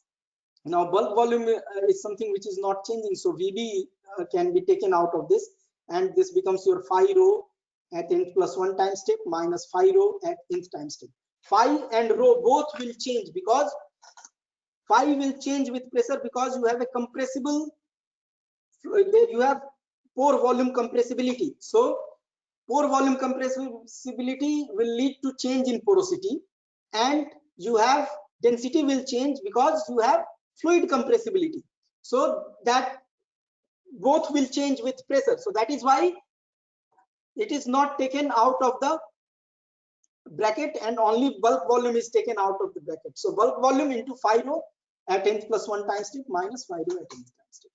And similarly, if you go ahead like this and replace this Qx with your Darcy law says that Qx is equal to Kx into Ax, where at xi minus 1 by 2 divided by mu at xi minus 1 by 2. So this is just your location, where it is where, and in your then your pressure changes phi I minus 1 minus phi I, potential changes divided by delta x. Delta x is the dimension of the grid block. So in this grid block, we are applying Darcy law. So Darcy law, if you apply that, you lead to this. QMI can be written as your, because this is mass rate of injection, you can write it as rho into Q into injection. So mass rate is nothing but your flow rate into density of injection. So this becomes your Kx upon delta x into rho at xi minus 1 by 2 into potential changes. Then beta c Kx upon mu delta x at xi plus 1 by 2. Similarly, this equation gets completed. Now, if I divide by alpha c rho sc, what happens? It will be alpha c will be cancelled out, and rho sc by rho, we already know that rho sc by rho is nothing but your formation volume factor. So this B will figure in the denominator, beta c Kx upon, because rho sc we are dividing here, so rho sc by rho will be converted into B. So Kx into x mu B delta x, and this equation will look like all this. Alpha c, as I said, if you are working with SI unit system, this alpha c will be 1, because and beta c is here also a conversion factor. If you are working with SI unit system, this beta c will be 1. Otherwise, it will be because we are working with filled unit system normally. This beta c is your simple. This is the conversion factor which you generally see in linear flow in Darcy law in filled unit system. Now, this whole term can be defined as transmissibility. So beta c Kx upon mu b delta x. Beta c, this is your transmissibility. So transmissibility multiplied by your potential difference into del T transmissibility multiplied by potential difference into dt is equal to, this becomes your phi by b. And our equation will take this form finally. So if I explain you in simple form, so suppose I have 3 grid blocks, 1, 2, 3. If you have to write flow equation for grid block 2, suppose, so what you generally do, you write it in quickly in this form. So if you just if you pay attention to what I'm saying, so what we say that transmissibility, so whichever grid block you have to write equation for, mass balance equation, in the subscript you keep it on the right hand side. So transmissibility between grid block 1 and 2 into P1 minus P2 plus transmissibility, because we are writing flow equation for grid block 2, so transmissibility between now 3 and 2 into P3 minus P2. Now if you have a well also here which is producing at rate Q, suppose QSC, so any production out of the grid block, so here you are having QSC term, it is all coming from your mass being injected. So this part changes to QSC. If it is production, then it is plus. If it is injection, then it is plus. If it is production, then it becomes minus. So if I am saying that this well is producing at rate QSC, so that means this will be minus QSC. That will be equal to right hand side of the equation, which is nothing but your VB grid block, bulk volume of grid block 2 into phi by B of grid block 2 at nth plus 1 time step minus phi by B of grid block 2 at nth time step. So this is simple representation of the flow equation. If you have and similarly you can write your flow equations for all grid blocks. So if you have a grid block 1, 2, 3, 4, 5 like this, so you will have to write flow equation for all grid blocks. Mass balance equation has to be written for all grid blocks, and then you have to solve all this system of equations simultaneously. And when you solve it, you get to a value of pressure that is existing in every grid block. This is exactly what simulator does. And as we are doing it for nth time step, so then once it calculates pressure at any time step, it populates the grid blocks with that pressure values in the grid blocks, and it moves to next step then. So similarly it keeps doing that at every time step. Depending on the type of the fluid, you can have incompressible fluid, you can have slightly compressible fluid, and you can have compressible fluid. So if it is incompressible fluid, then we know that your density will not change, your B will not change, all this will not be function of pressure. So that means your B will be constant. If you have slightly compressible fluid, then this is your oil above bubble point pressure. If you have slightly compressible fluid, then we know the variation of density B, how it changes. All this is basically coming from your if you remember, C is equal, compressibility of the oil is represented as del rho by rho del P. Do I need to explain this? Because it is compressibility of the fluid is del V by V del P, and this can be, V can be replaced with M by rho, and you will lead to del rho by rho del P. And when you integrate all this equation, del rho by rho is equal to CO del P, you lead to this equation. You simply ignore higher e to the power x terms, 1 plus x plus x square by factorial 2 plus x cube by factorial 3. You ignore all this and you keep only 1 plus x term, and that is how all this is coming. Similarly, B is equal to BO. All this is again coming from your compressibility equation. CO is equal to del VO by VO del P.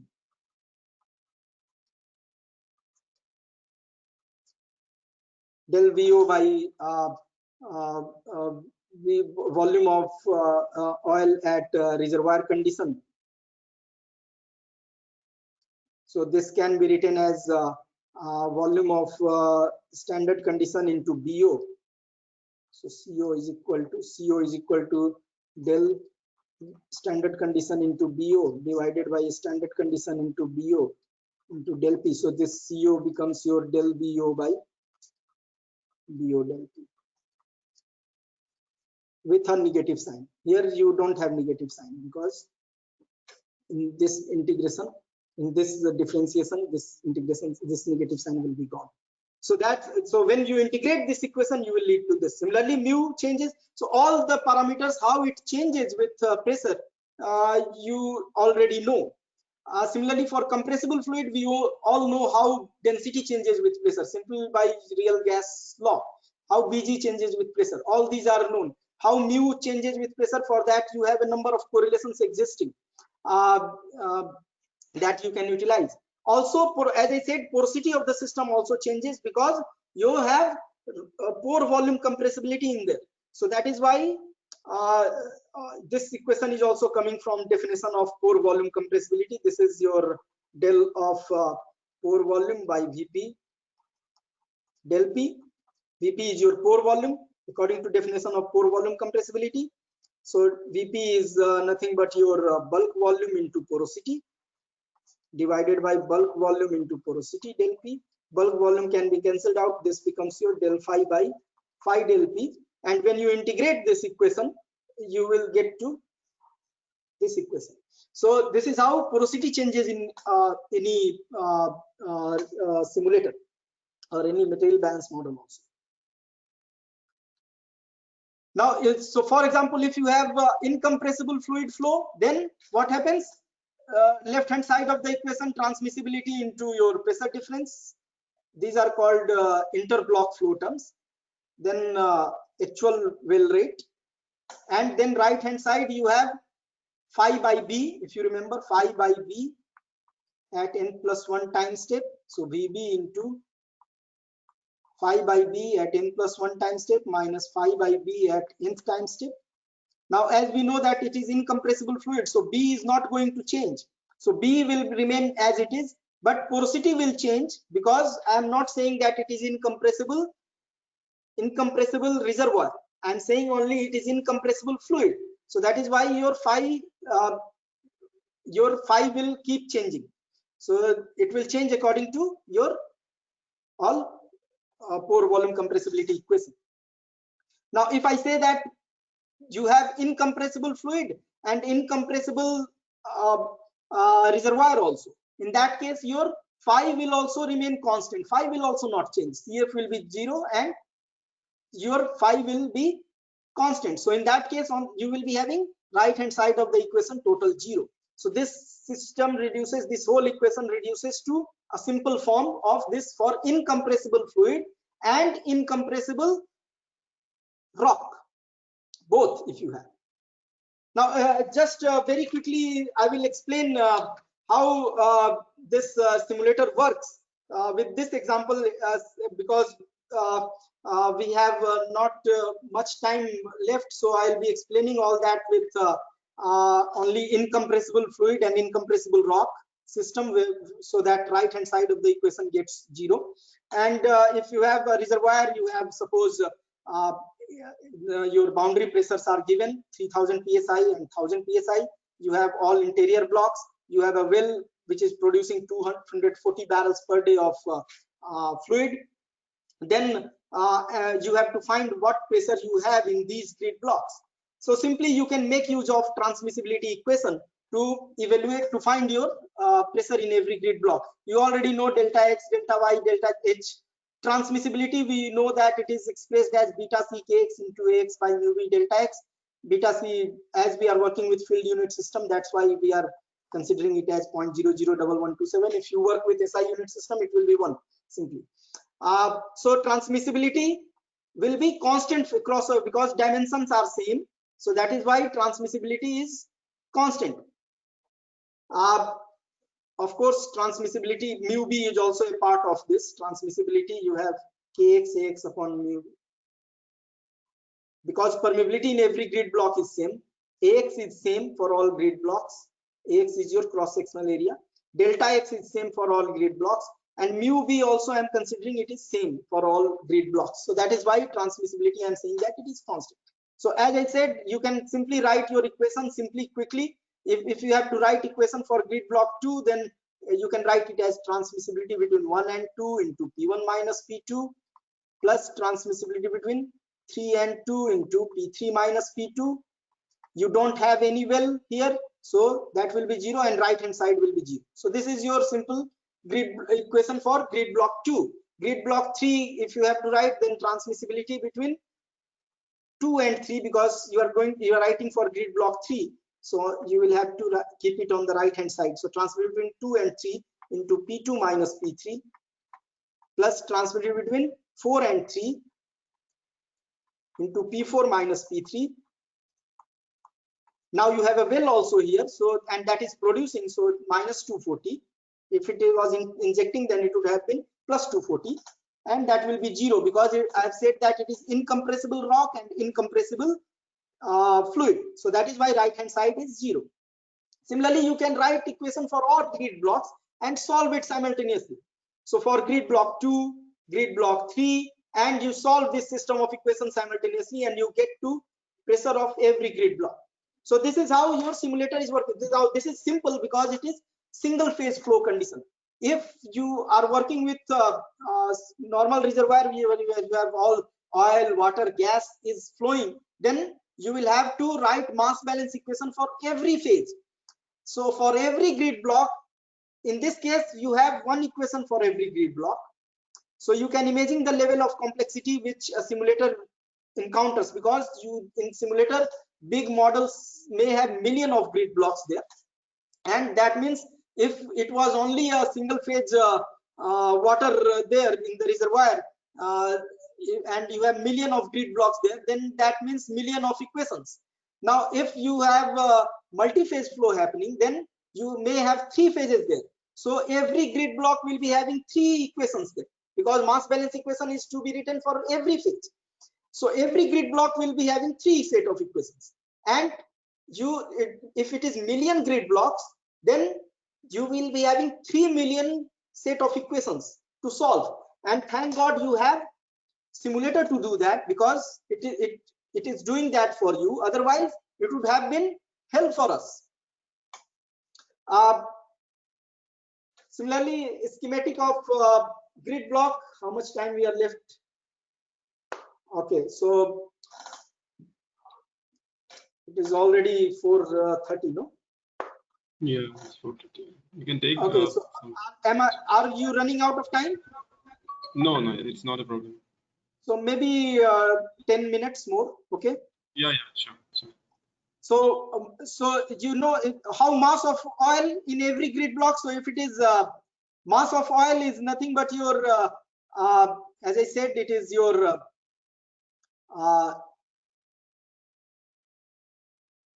pore volume multiplied by the density, pore volume. So Vp, if it is in the reservoir, so Vp into rho O is your volume of oil in that pore multiplied by saturation of oil, and Vp into rho O can be written as rho OSC by BO. So Vp into rho OSC by BO into SO is the mass of oil in any grid block. Similarly, mass of water in any grid block will be Vp into rho WSC by BO into saturation of water. Mass of gas in every grid block will be equal to Vp into rho GSC by Bg. Now here you have Sg, you have free gas, you have gas here in the gas zone, then but in the oil zone also you have water, oil in the form of solution gas. So you will be having how much gas will be there? SO into RSO, SW into RSW. If you have water solubility also, gas is soluble in water also, and generally this value is closer to 0. But if you have, then SW, this will be 0. Otherwise, if you have, SW into RSW will be there. So gas in water. So similarly, this is what this is how simulator calculates how much mass of every phase is there in any grid block at any pressure. Now, if you have a well representation, so if you have a well in a certain grid block, then as I was telling you, in the case of material balance, you were having material balance was being clubbed with IPR. So this is analogous to that. So if you have a well in the grid block, it is basically coming into your it is your basically using your inflow equation to write flow equations for the grid blocks for those wells which are present in a certain grid block.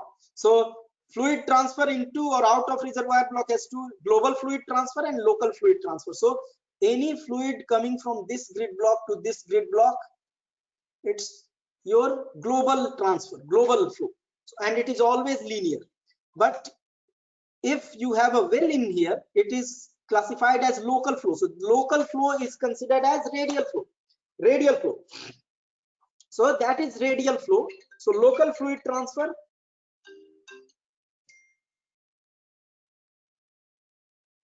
Just I have to take this call. Hello. Acha.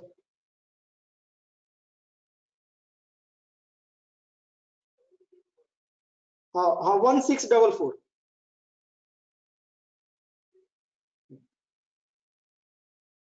So then you can. So this is radial flow. Now any flow rate, if this well is producing with rate Q, then you can simply write your this is nothing but your, you can write QSC by writing it as Pi multiplied by delta P. So this is nothing but your inflow equation. Now this Pi simulator considers as combination of this Pi is your nothing but your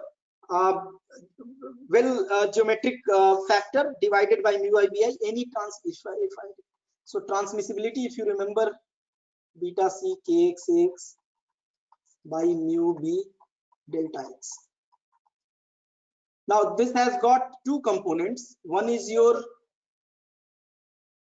reservoir geometrical properties. So that is why all this which I just surrounded is represented by well geometric factor. So this is called block geometric factor, GW, divided by mu. So this is your all related to geometry, beta c kx, ax and delta x. So this is more related to geometry. Mu b is your fluid property, so we have to take this out. So GW by mu b. So transmissibility is represented by this in the grid blocks, interblock flow. Similarly, in this case also, QSC is represented by well geometric factor. This is not the same as this. This is your interblock geometric factor. Now well geometric factor divided by mu b. So this is nothing but your transmissibility. In a form, it is transmissibility multiplied by pressure difference, Pi minus PWF. Now you can have multiple operating scenarios. You can have certain well, so in that case QSC will be 0. If you are specifying well rate, then you already know the flow rate of the from the well, and you make use of this equation to find value of PWF. So what happens? Simulator calculates at every time step, it calculates pressure in the grid block in the way we have just seen in the previous slides. So it calculates pressures in the grid block. And as soon as it calculates pressure in grid blocks, it comes to those grid blocks which have well, and it uses this expression to calculate the PWF of the well. So QSC, you already know. If you have fixed your well rate, then QSC you know. Well geometric factor you can estimate. Mu I bi you know at that pressure. Pi is something which you have already estimated in the grid blocks, and it calculates PWF. So if you are fixing a well rate, then your Q, it is producing at rate Q, and it will keep calculating your PWF values. P bar already you are calculating for the grid block, and then it keeps calculating PWF value according to you this equation. This is your basically well index equation. Similarly, for well pressure gradient, it uses this expression, and for FBHP it uses it uses the same equation. In FBHP you are fixing your bottom hole pressure, and it calculates your flow rate. So in later period of time where you are predicting your performance, then you fix your PWF values, minimum full and bottom hole pressure, and simulator uses this. This is known for it.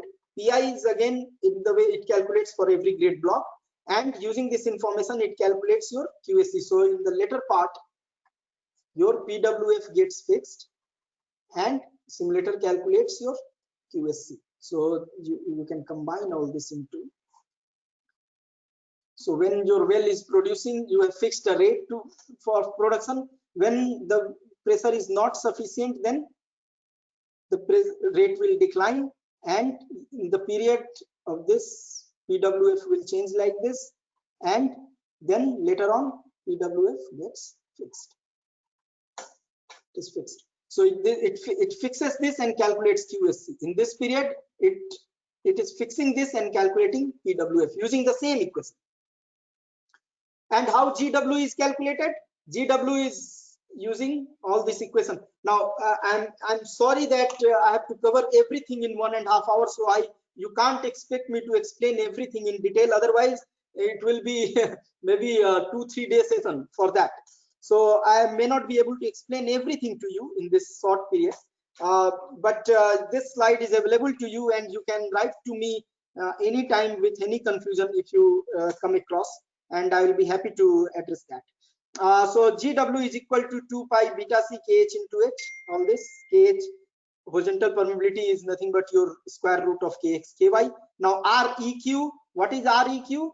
REQ is the pressure equivalent radius. So in those grid blocks where you don't have any well, the pressure you are calculating is represented at the center of the grid block.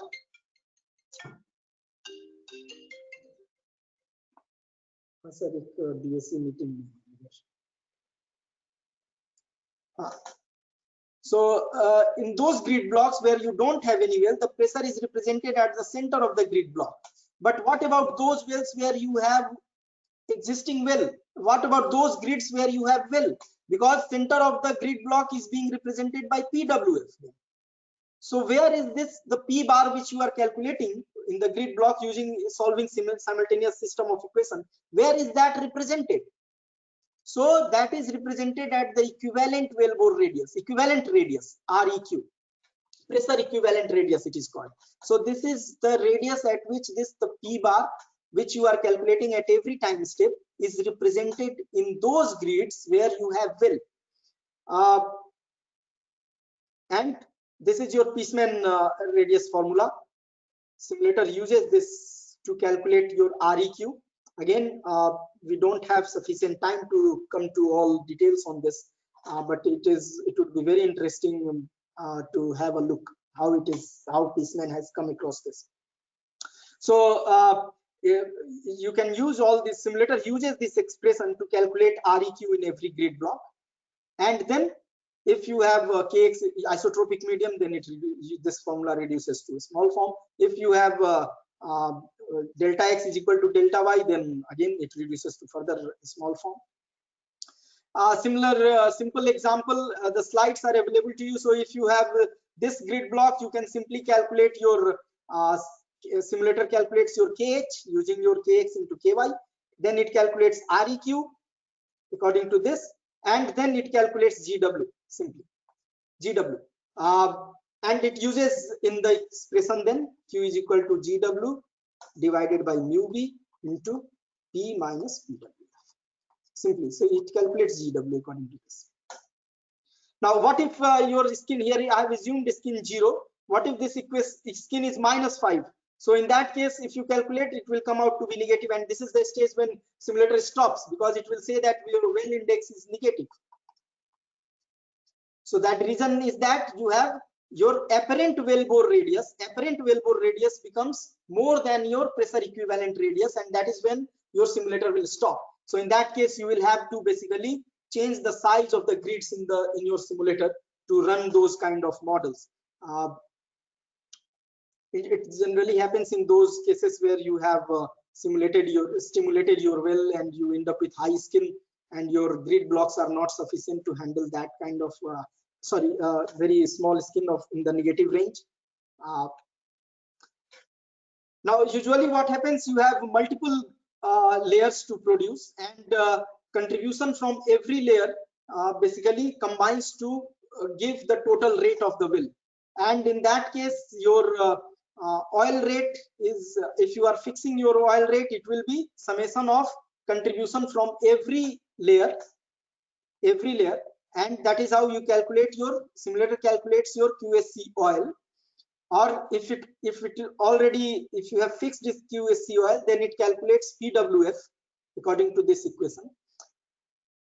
And once it is known, then if you are in history, generally we know this. So this is known for the simulator. Then it uses all this to calculate your PWF.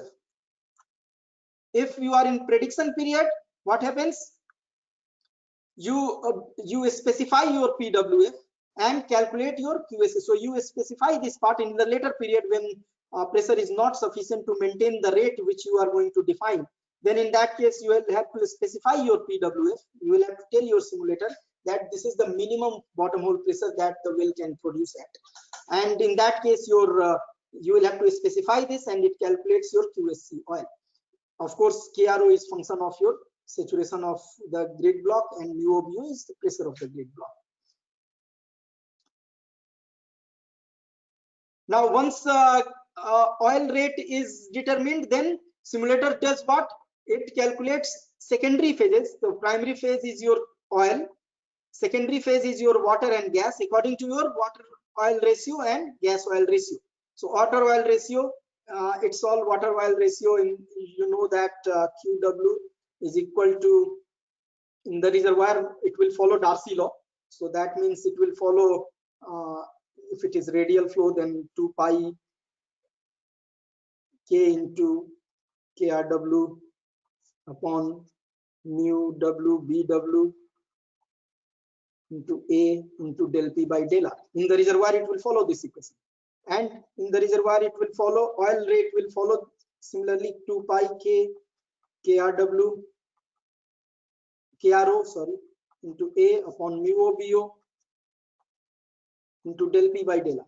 So that means water oil ratio will be equal to what? QW by QO, and that means everything will be cancelled out, and it will lead to this equation. Similarly, GOR multi QSC oil into GOR, and GOR has got, again, GOR will be having QG by QO, and QG has two components, solution gas plus free gas by QO. So QG by QSG by QO is nothing but your RS. So this can be written as simply GOR can be written as RS plus Q free gas in the reservoir divided by QO. And now Q free gas can be simply, using Darcy law, we all know that it will follow your 2 pi K into KRG into A divided by mu G BG into del P by del R, and Q oil is equal to, again, this equation. So QFG by QO will be equal to your KRO, KRG by KRO into mu OBO upon mu GBG. So that's how you end up with all this equation. So at every pressure, as soon as simulator calculates pressure of every grid block, it automatically knows your mu O, BO, mu W, BW using your PVT data. And it also calculates saturation in every grid block. So that's how it knows your KRO and KRW, KRG, all these values in those grid blocks. So that's how you can calculate secondary rates also. Now, phases of simulation study: initialization, history match, prediction. So initialization, we have already discussed original oil in place and saturation distribution, how we do that. History match, then you modify reservoir description until observed is matched with calculated. And prediction then comes where specify the future operating conditions, and you can predict your formation reservoir performance. Simulation history match, you specify your primary production, then you calculate your secondary production, you calculate cell pressures, and then you plot your all how it is matching with model or not. If it is not, then you will have to adjust the parameters to match. Once it is matched, then it becomes history matched model, and then you can use this model to predict your reservoir performance. करते हैं join भाई, वो 20 minute. हाँ ठीक है, अच्छा अच्छा ठीक है, just give me a minute.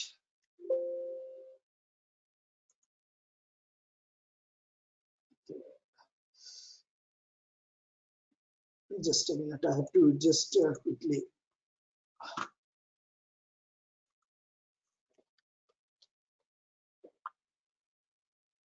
Sorry, I have another meeting going on which I have to join.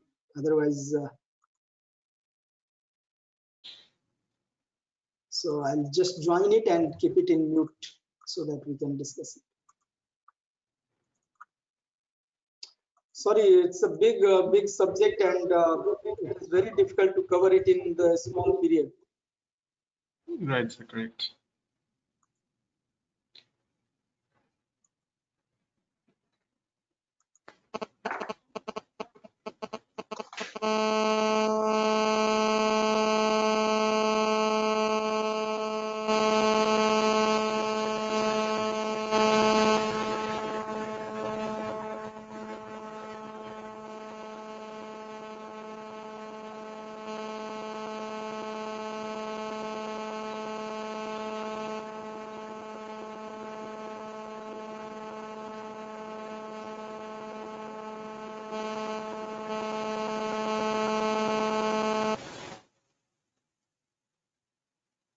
Just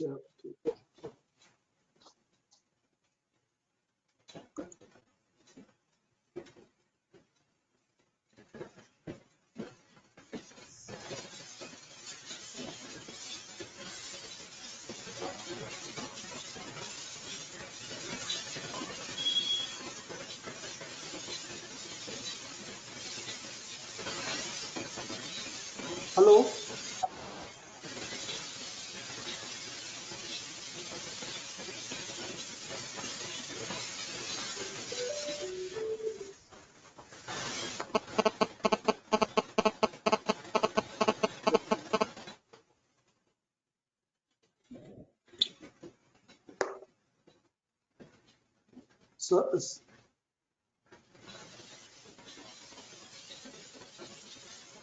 Saurabh, मेरा आवाज सुनाई दे रहा है क्या? हाँ, अब मेरा आवाज सुनाई दे रहा है क्या? ठीक है, अभी नहीं सुनाई दे रहा है तो ठीक है, कोई दिक्कत नहीं।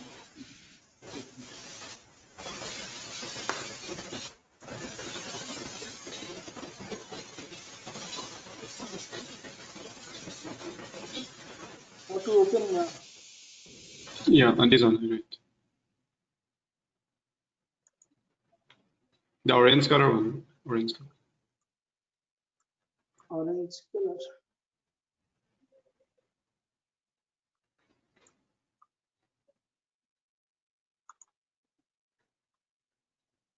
Okay, orange color. Okay, you can see my screen? Yeah, we can see. Yeah, okay, it's coming. Then fine. Okay.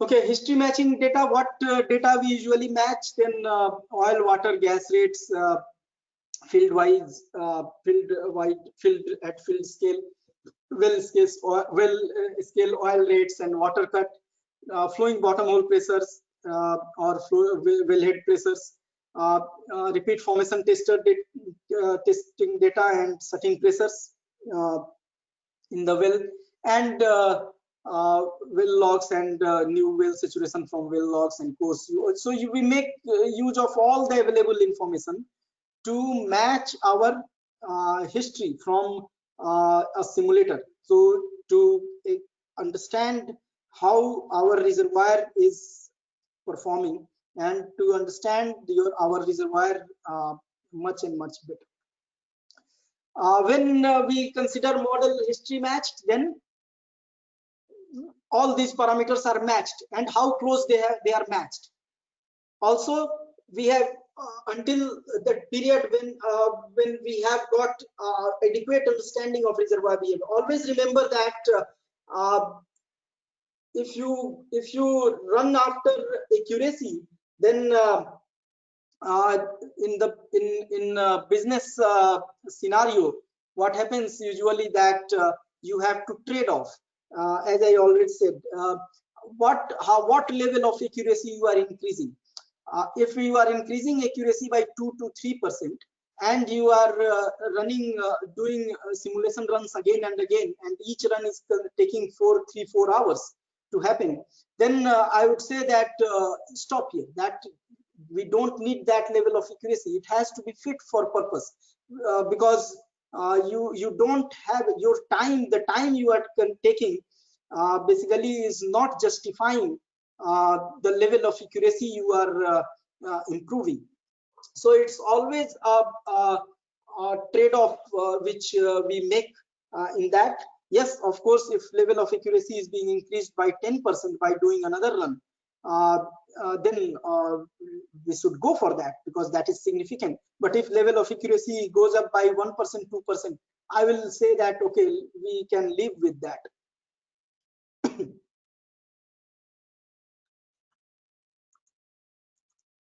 So key learning points means simulation study involves all technical and business disciplines, everything, because as I already said that it is integration of all the disciplines, starting from geology, geophysics, reservoir engineering, production engineering, then your logistic information, everything is incorporated. Field development aspect, everything is integrated in one.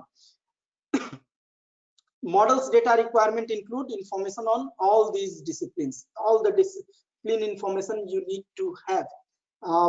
Also,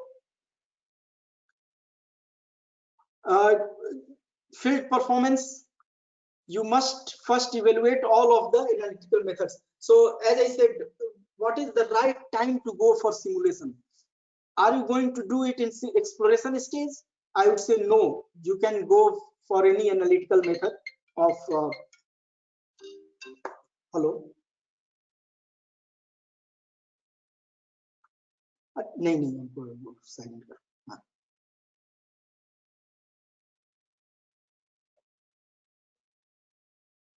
हाँ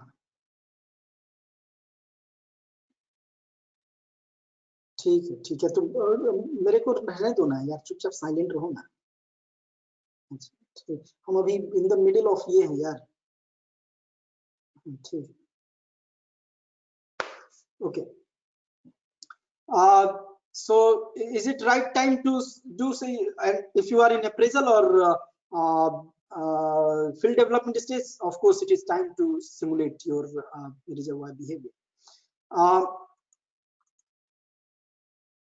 So a simulation study requires you to grids, distribution of rock fluid properties, equilibration parameters, well location, completion data, control. So everything you need to have.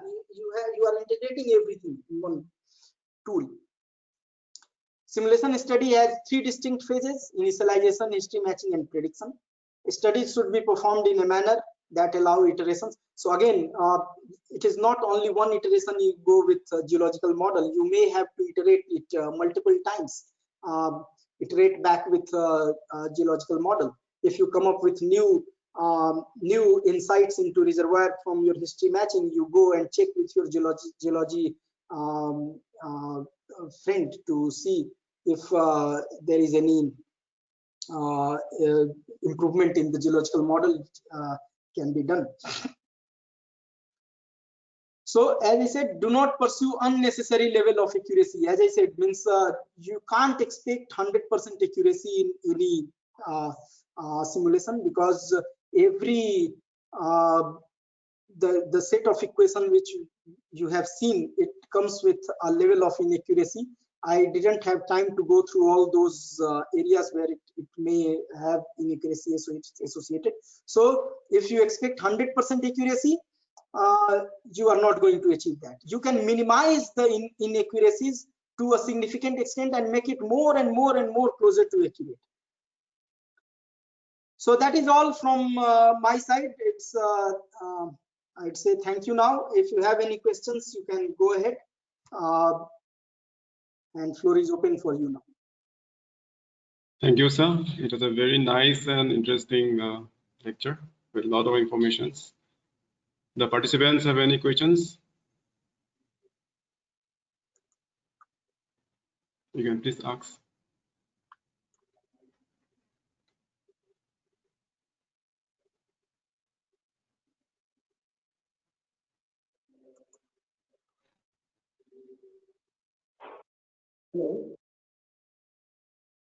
So if there is none, yeah, please.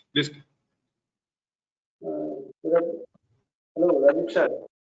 Yes, please. Sir, this is Sumit. I needed to ask a question. We usually that implicit and explicit methods should be there. So is there any other method to them or कि हम वही भी आज भी use कर रहे हैं? Can you repeat your question? Sorry, I just. There was explicit and implicit method to solve the pressure and saturation combination. Yes. So are we doing that only, or there are another methods to? No, implicit formulation. There are other means, Crank-Nicolson formulation, implicit. But implicit is the most accurate form of solution.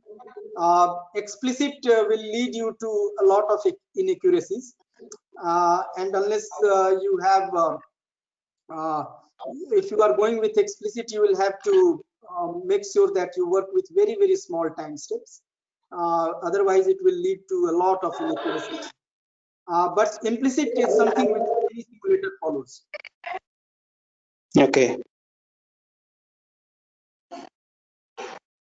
Thank you for the comprehensive presentation and sharing your knowledge. Thank you. So it seems there is no other questions. So on behalf of everyone present in this program, I want to thank sir for your insightful and interesting presentation on the very important topic of reservoir simulation. So we appreciate the time you took to share your knowledge and expertise. So your lecture touched upon so many critical areas relating to reservoir simulation like IPR, outflow performance, the steps for reservoir simulation, relative probability curves, reservoir characterization, capillary pressure, etc. Thank you so much, sir. Thank you from Liverpool University. Thank you. And I would say that if any participant, any audience has got any question related to this presentation, because I very well know that many aspects are left over and the time is short and I had to cover most of the things in this short period. So if any confusion is there, if any question that arises in mind, please don't hesitate. You can write to me and I will try to address those questions as soon as possible. Thank you. Thank you, sir.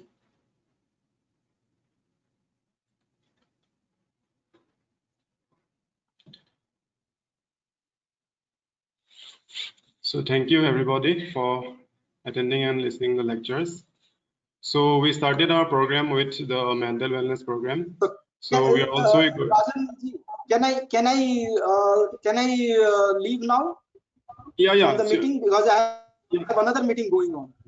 Yes, sir. You can leave. Okay, thank you. Okay. So as I said, we started our program with a mental wellness program. So we are going to end the program with another program because I think this is the need of the hour in these difficult times of the pandemic. So before the valedictory function starts, we shall now have a meditation practice from Sahaja Yoga Meditation, which is the world's largest non-profit meditation practice, running free of cost meditation programs in over 150 countries since 1970. So the presenter for today's section is Mr. Chandrakant Yoda.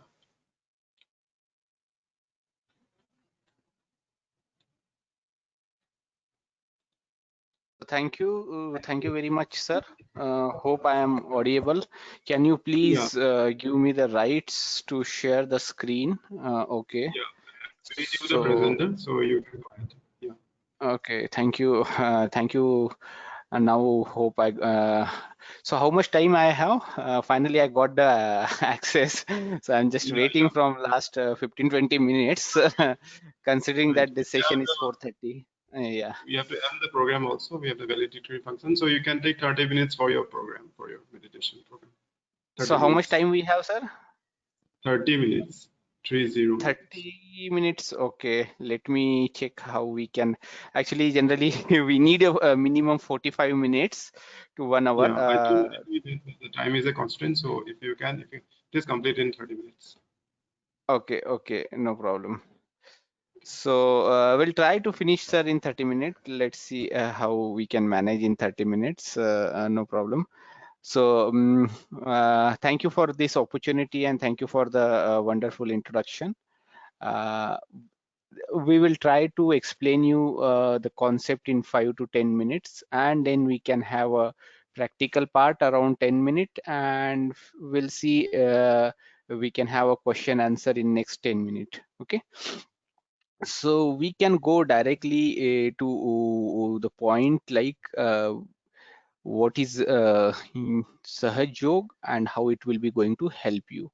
So in the chart, you can see the human chart where we have the way we have two hand, eyes, legs, similar way we have uh, our internal body system, which is made up of 3 nadis, 7 chakras, and one instrumental energy, which you can see, which we call as a kundalini. So what is a yoga? Yoga is nothing but the spontaneous union of your own energy with the cosmic power. If you find in a Google, or if you read any old book, you will find yoga. The real meaning of yoga is a spontaneous union of your own energy with the cosmic power. So where is that energy? This energy is located here, which we call as a kundalini. And once it go and connect with the top of our head with the cosmic power, that time the yoga will established, and this is we call as a yoga. And then we have a 3 important nadis in our body structure, which we call as a ida nadi, that is a left one, blue one, which we call as ida nadi or a left sympathetic nervous system. The yellow one, which we call as a right sympathetic, that is we call as a pingla nadi. And the center path, which we call as a sushumna nadi or a parasympathetic nervous system. And on that we have a 7 energy center. So if you observe, if you find person who is very lethargy, he always focus on a past thing, or over emotional, he feel a depression and loneliness, so we can say that his left side, that is ida nadi, has some kind of imbalance. That is why he is behaving like this. Similar way, if the person, if you find a very overactive person, very futuristic person, very workaholic person, and he is very aggressive or angry, then we can think that this person has some right side problem, or its right side is not in a balance. And those person whose left and right is completely in balanced state, which we call as a balanced personality, that is, that person is always thinking positive, he's a peaceful person, he's completely balanced. So this is what in today's practical we are try to be a balanced personality, we are try to be a balanced person. Okay, so now how that will happen? So with the practical we can do that. So now I'm trying to show you one video. This is the Dr. Sri Nirmala Srivastav ji. Whole world known him as a Sri Mataji Nirmala Devi. She is a doctor, and in 1970 she combined the spirituality with the science, and she developed the technique which we call as a Sahaj Yoga. With this technique, the en masse meditation or en masse realization is possible. Before that it is not possible. Before that it's not like this knowledge is new, but before, one master or one teacher is to give this information to one disciple or one student, and they and this is the only relation between one master and one disciple, and they go to some quiet place and do the meditation. But Sri Mataji Nirmala Devi on 1970, and what she did, she discovered this technique of en masse realization or en masse meditation. With this process, the Kundalini awakening of 1,000 people can be happen in a quick time, and after that they can do a meditation. So in today's practical, what we are going to do is awakening of our Kundalini energy, that is our own energy, and this is a very natural and spontaneous process.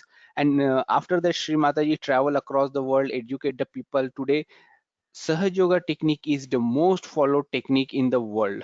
And this is totally free technique. Why it is free? Because as per Sri Mataji Nirmala Devi, we cannot charge the money for our own energy, and you cannot charge any money for natural process. So Kundalini is your own process, own energy, and awakening is a natural process. The way we plant the seed and the seed will grow into the tree, similar way the Kundalini is located in our body, and once we do some practical, it get activated naturally, spontaneously. That is why it's totally free.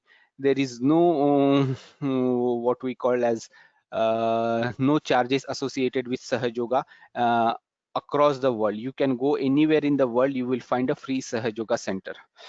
So how these get activated, let me show you. If you see, this is the human body. As I explained, we have 3 nadis, 7 energy center, and then this Kundalini energy. Once this energy get activated, it goes to the first energy center, which we call as a Muladhara chakra, which control our excretory organ and reproductive organ. If you have any problem with this organ, by awakening this Kundalini, you can control this organ and you can cure the problem.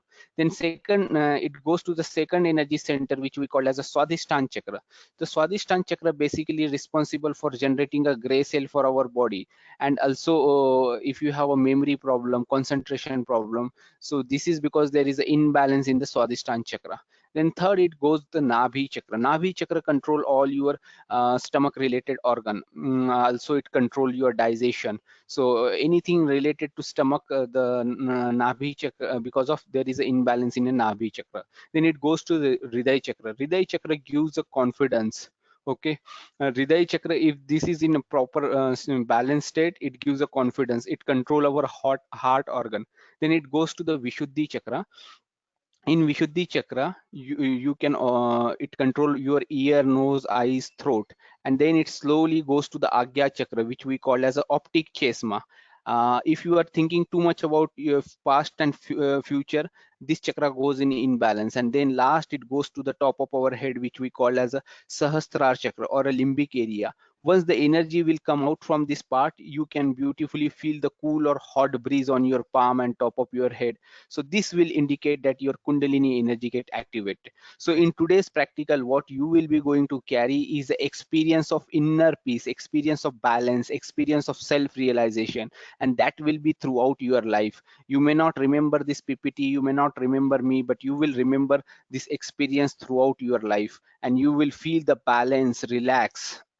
So what are the benefit of Sahaj Yoga? So Sahaj Yoga benefit is it will improve your health, it improve your mental activity, your physical activity, it will resolve all kind of problem, it will resolve your stress, your anger will be less, you will be a peaceful person, your decision making will improve. So there are tremendous benefit. If you just search in a Google, you will find there are a huge number of benefit from the meditation, and this is a very natural process.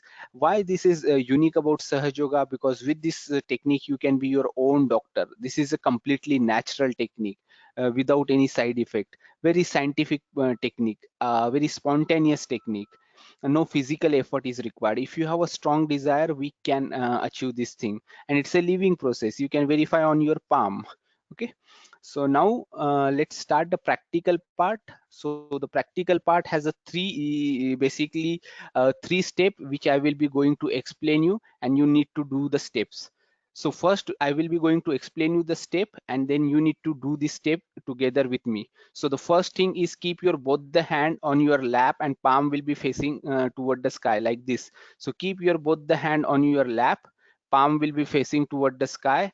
Be in a relax. Your spinal cord should be upright and straight. Okay. So step number 1, raise your right hand, put on your heart little left side.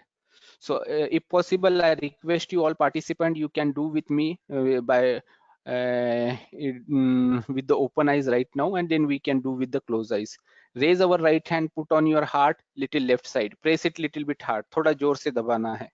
Then second step, raise your right hand, put on your forehead horizontally like this, press it little bit hard, squeeze our palm, move our head little down.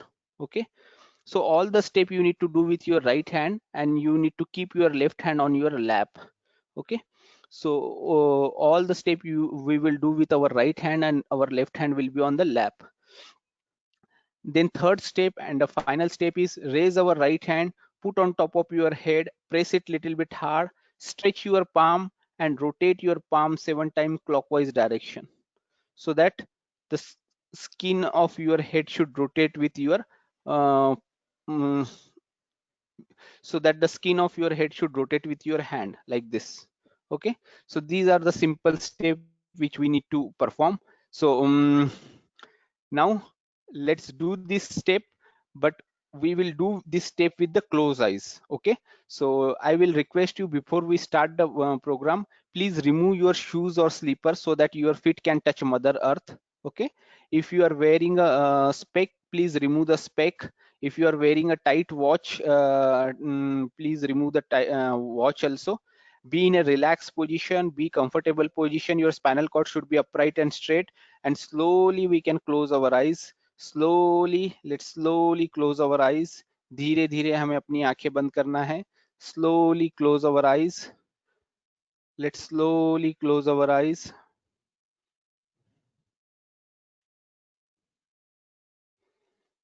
Keep our both the hand on our lap. Be relaxed.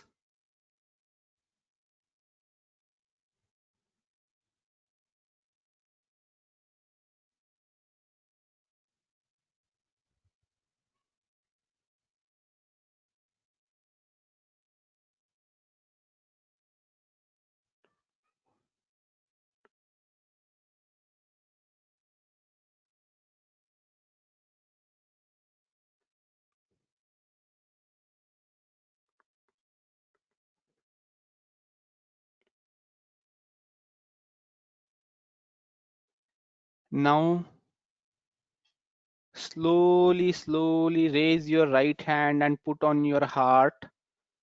Press it little bit hard, and here you need to pray, Mother, I am the pure spirit. You need to say 12 times in your heart, Mother, I am the pure spirit. Shri Mata जी, मैं एक शुद्ध आत्मा हूँ. You need to say 12 times in your heart, Mother, I am the pure spirit. Shri Mata जी, मैं एक शुद्ध आत्मा हूँ. We'll say 12 times in our heart.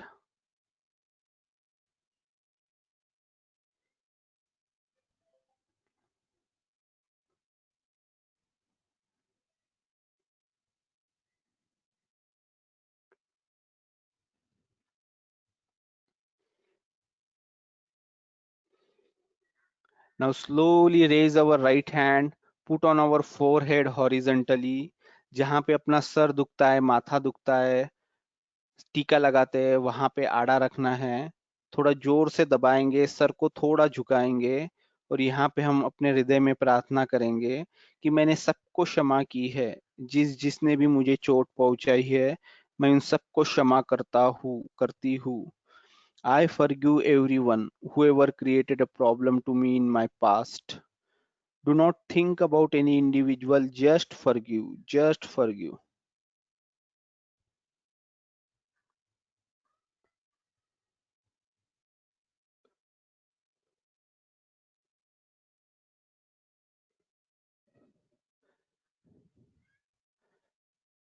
अब धीरे धीरे वही हाथ हम सर के ऊपर तालू भाग पे रखेंगे. Keep our right hand on top of our head. Press it little bit hard and rotate our hand 7 times clockwise direction. And here you need to pray, Mother, please give me my self-realization. Shri Mata जी, कृपा करके मुझे मेरा आत्म साक्षात्कार प्रदान कीजिए. Mother, please give me my self-realization. Mother, please give me my self-realization. श्रीमाता जी, कृपा करके मुझे मेरा आत्म साक्षात्कार प्रदान कीजिए. We need to say 7 times in our heart and we need to rotate our palm 7 times.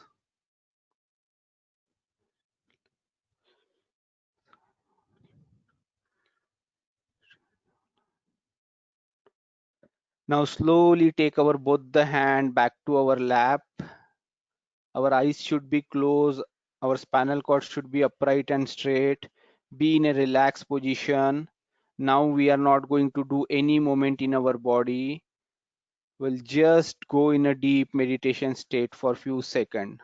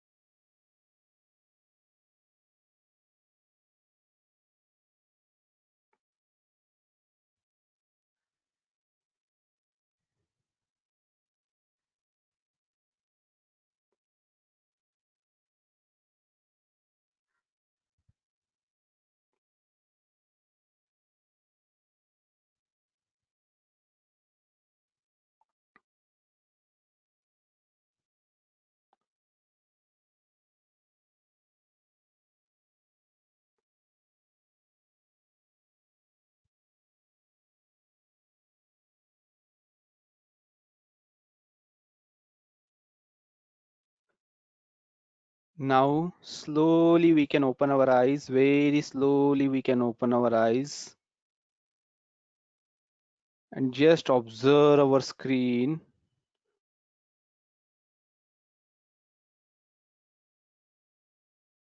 Very slowly we can open our eyes. And we can observe the screen. On the screen, both our palm and top of our head. Did we feel some cool or hot breeze there? क्या हमें ठंडा या गर्म अपने दोनों हाथों पे और सर के ऊपर कुछ महसूस हो रहा है? उसे देखना है.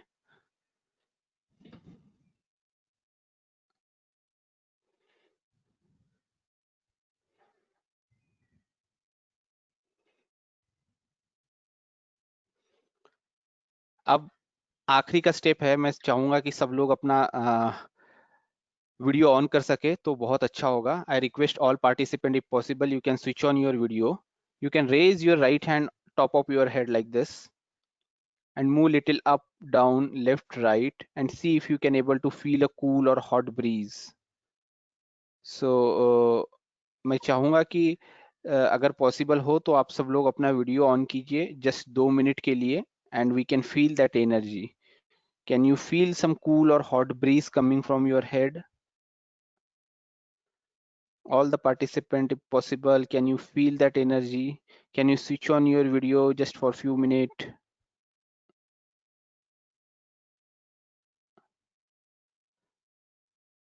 So take your right hand back to your lap and try again with the left hand. See if you can able to feel that energy.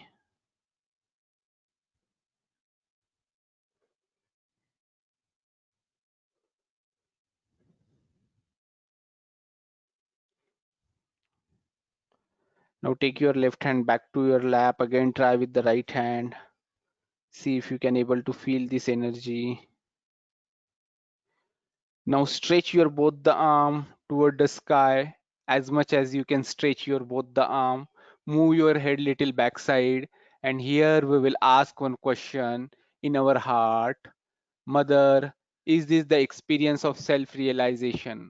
क्या यही आत्म साक्षात्कार की अनुभूति है? And slowly we need to take our both the hand back to our heart level, and we'll do namaskar the way we used to do namaskar. And slowly we can open our palm like this, move close, move away from each other, and you may feel a cool or hot breeze. So did you feel a cool or hot breeze?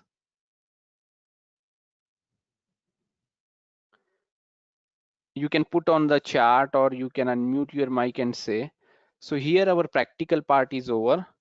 So let me know how many people feel a cool breeze or how many people hot breeze. If you did properly, you definitely has feel cool or hot breeze. So can you please tell me how many people has feel the cool breeze or hot breeze?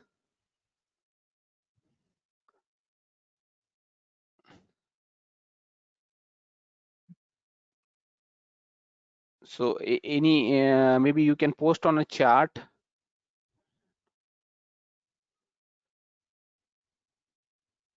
Hot breeze. Okay, Manish sir feel the hot breeze. So that is very good, sir. This is a very good indication. What else? Manisha. Okay, is Manisha. Okay. So what about other? Any other people feel the same thing?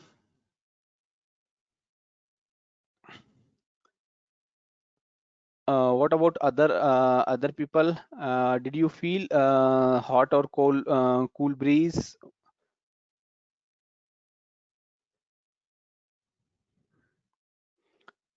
You can post you can post, or you can share the thing. Did you feel a cool or hot breeze? Hot breeze, okay. Pooja, ma'am, feel the hot breeze. Okay, that is very good. Now, what you need to do, you need to do meditation every day, 10 minute morning, 10-minute evening. So the step is very simple. Keep your both the hand on your lap and meditate for few 5 to 10 minutes every day. That's it. Not much effort. Keep your both the hand on lap, and if you remember all this step, you can do this step. I am posting one feedback form on the chart. If you can fill this feedback form, we can share you the today's PPT, and also we can share you some more information like instrumental music and some more information to you on chart. If you fill this feedback form, we all can give you this information over the email. Here we are asking the city detail also. If you share the city detail, sorry, I am posting you okay, this is a feedback form. If you fill the feedback form, we can give you PPT and all other information to you on your email ID. We are asking the city details, so we can give you the Sahaj Yoga Center address near to your location. Also, we are doing every Sunday, we are meditating together on Zoom online. So if you are interested, you can join this WhatsApp group, which will give you a notification on every Sunday. So today, because of a time limitation, we cannot able to complete the little more like balancing, foot soak technique, and then maybe music therapy, ice pack treatment. So these are the advanced techniques. So hope maybe Ranjan sir will give us opportunity again in future, where we have a 1 hour time slot, so we can teach you all this technique, and maybe we can teach you some more thing. So at this moment, I will wait for question answer. If you have any question, we can take a 2 or 3 question, and then we can explain to you. So you have any question answer? Please let us know. Any queries from the participants for Dioda, Mr. Dioda? You have any question answer question? Please let us know. How did you feel? You want to know how many people feel hot, how many people feel cool, what is the difference between hot and cool? You are interested. If anyone interested, how to resolve the blood pressure, diabetes, sugar problem, or a knee problem, headache, spinal cord, aging effect, you can ask. We can explain you. If you have a concentration problem or memory loss problem, these are all simple technique of Sahaj Yoga meditation. If you do, you will will resolve. If even if you are frustrated, you get a lot of stress, you get disturbed with your family problems, you get disturbed with your colleagues, so how to handle this? So simple, you do a meditation, you come into the balance. Once you are in a balance, you will not going to be frustrated, you will not going to be aggressive, you will be balanced in all the time. So if you have a specific question, let us know, because Sahaj Yoga can resolve all kind of problem, mental, physical, health problem and spiritual problem. But giving information for all this at this moment is not possible. But if you ask me a specific question, I can answer you. Okay, so any other question? So I guess Any it's yoga you have, almost.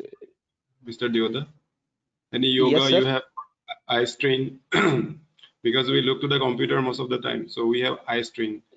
Eye Okay, strain. so eyes problem will come because of this Agya chakra. This is the Agya chakra, and if there is a lot of pressure on this chakra, your eyesight will be very less. So what you need to do is you need to concentrate here and then here.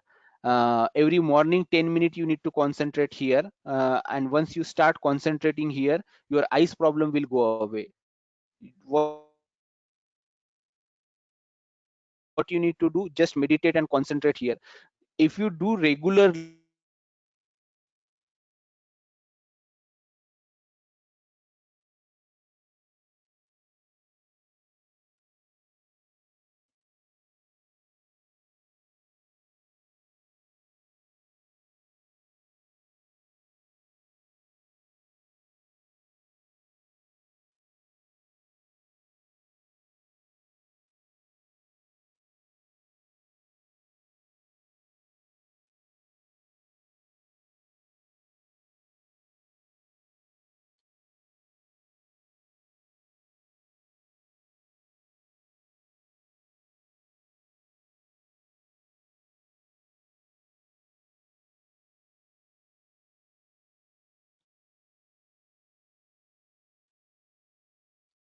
It's not audible.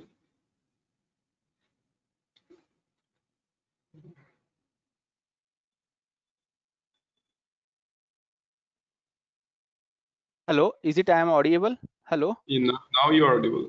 A few Oh, minutes. sorry. I don't know when my mic got muted. I'm continuously speaking. So the eyes problem will come because of here. So you need to concentrate on this every morning, 10 to 15 minutes. You will see in 15 days your eyes problem will reduce, your number will reduce, but you need to do regular meditation. This is the exactly happened with me. My eyes number is very high, but because of this meditation, it got reduced. So this is you need to do practically on 15 days, and you will see the real example, real changes in you.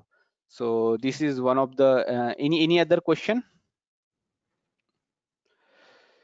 I guess there is no question, and all the audience are, I guess, a little bit tired also. So thank you, sir, Ranjan sir, for giving this opportunity, and hope you will give us a few more opportunity in future with the proper time.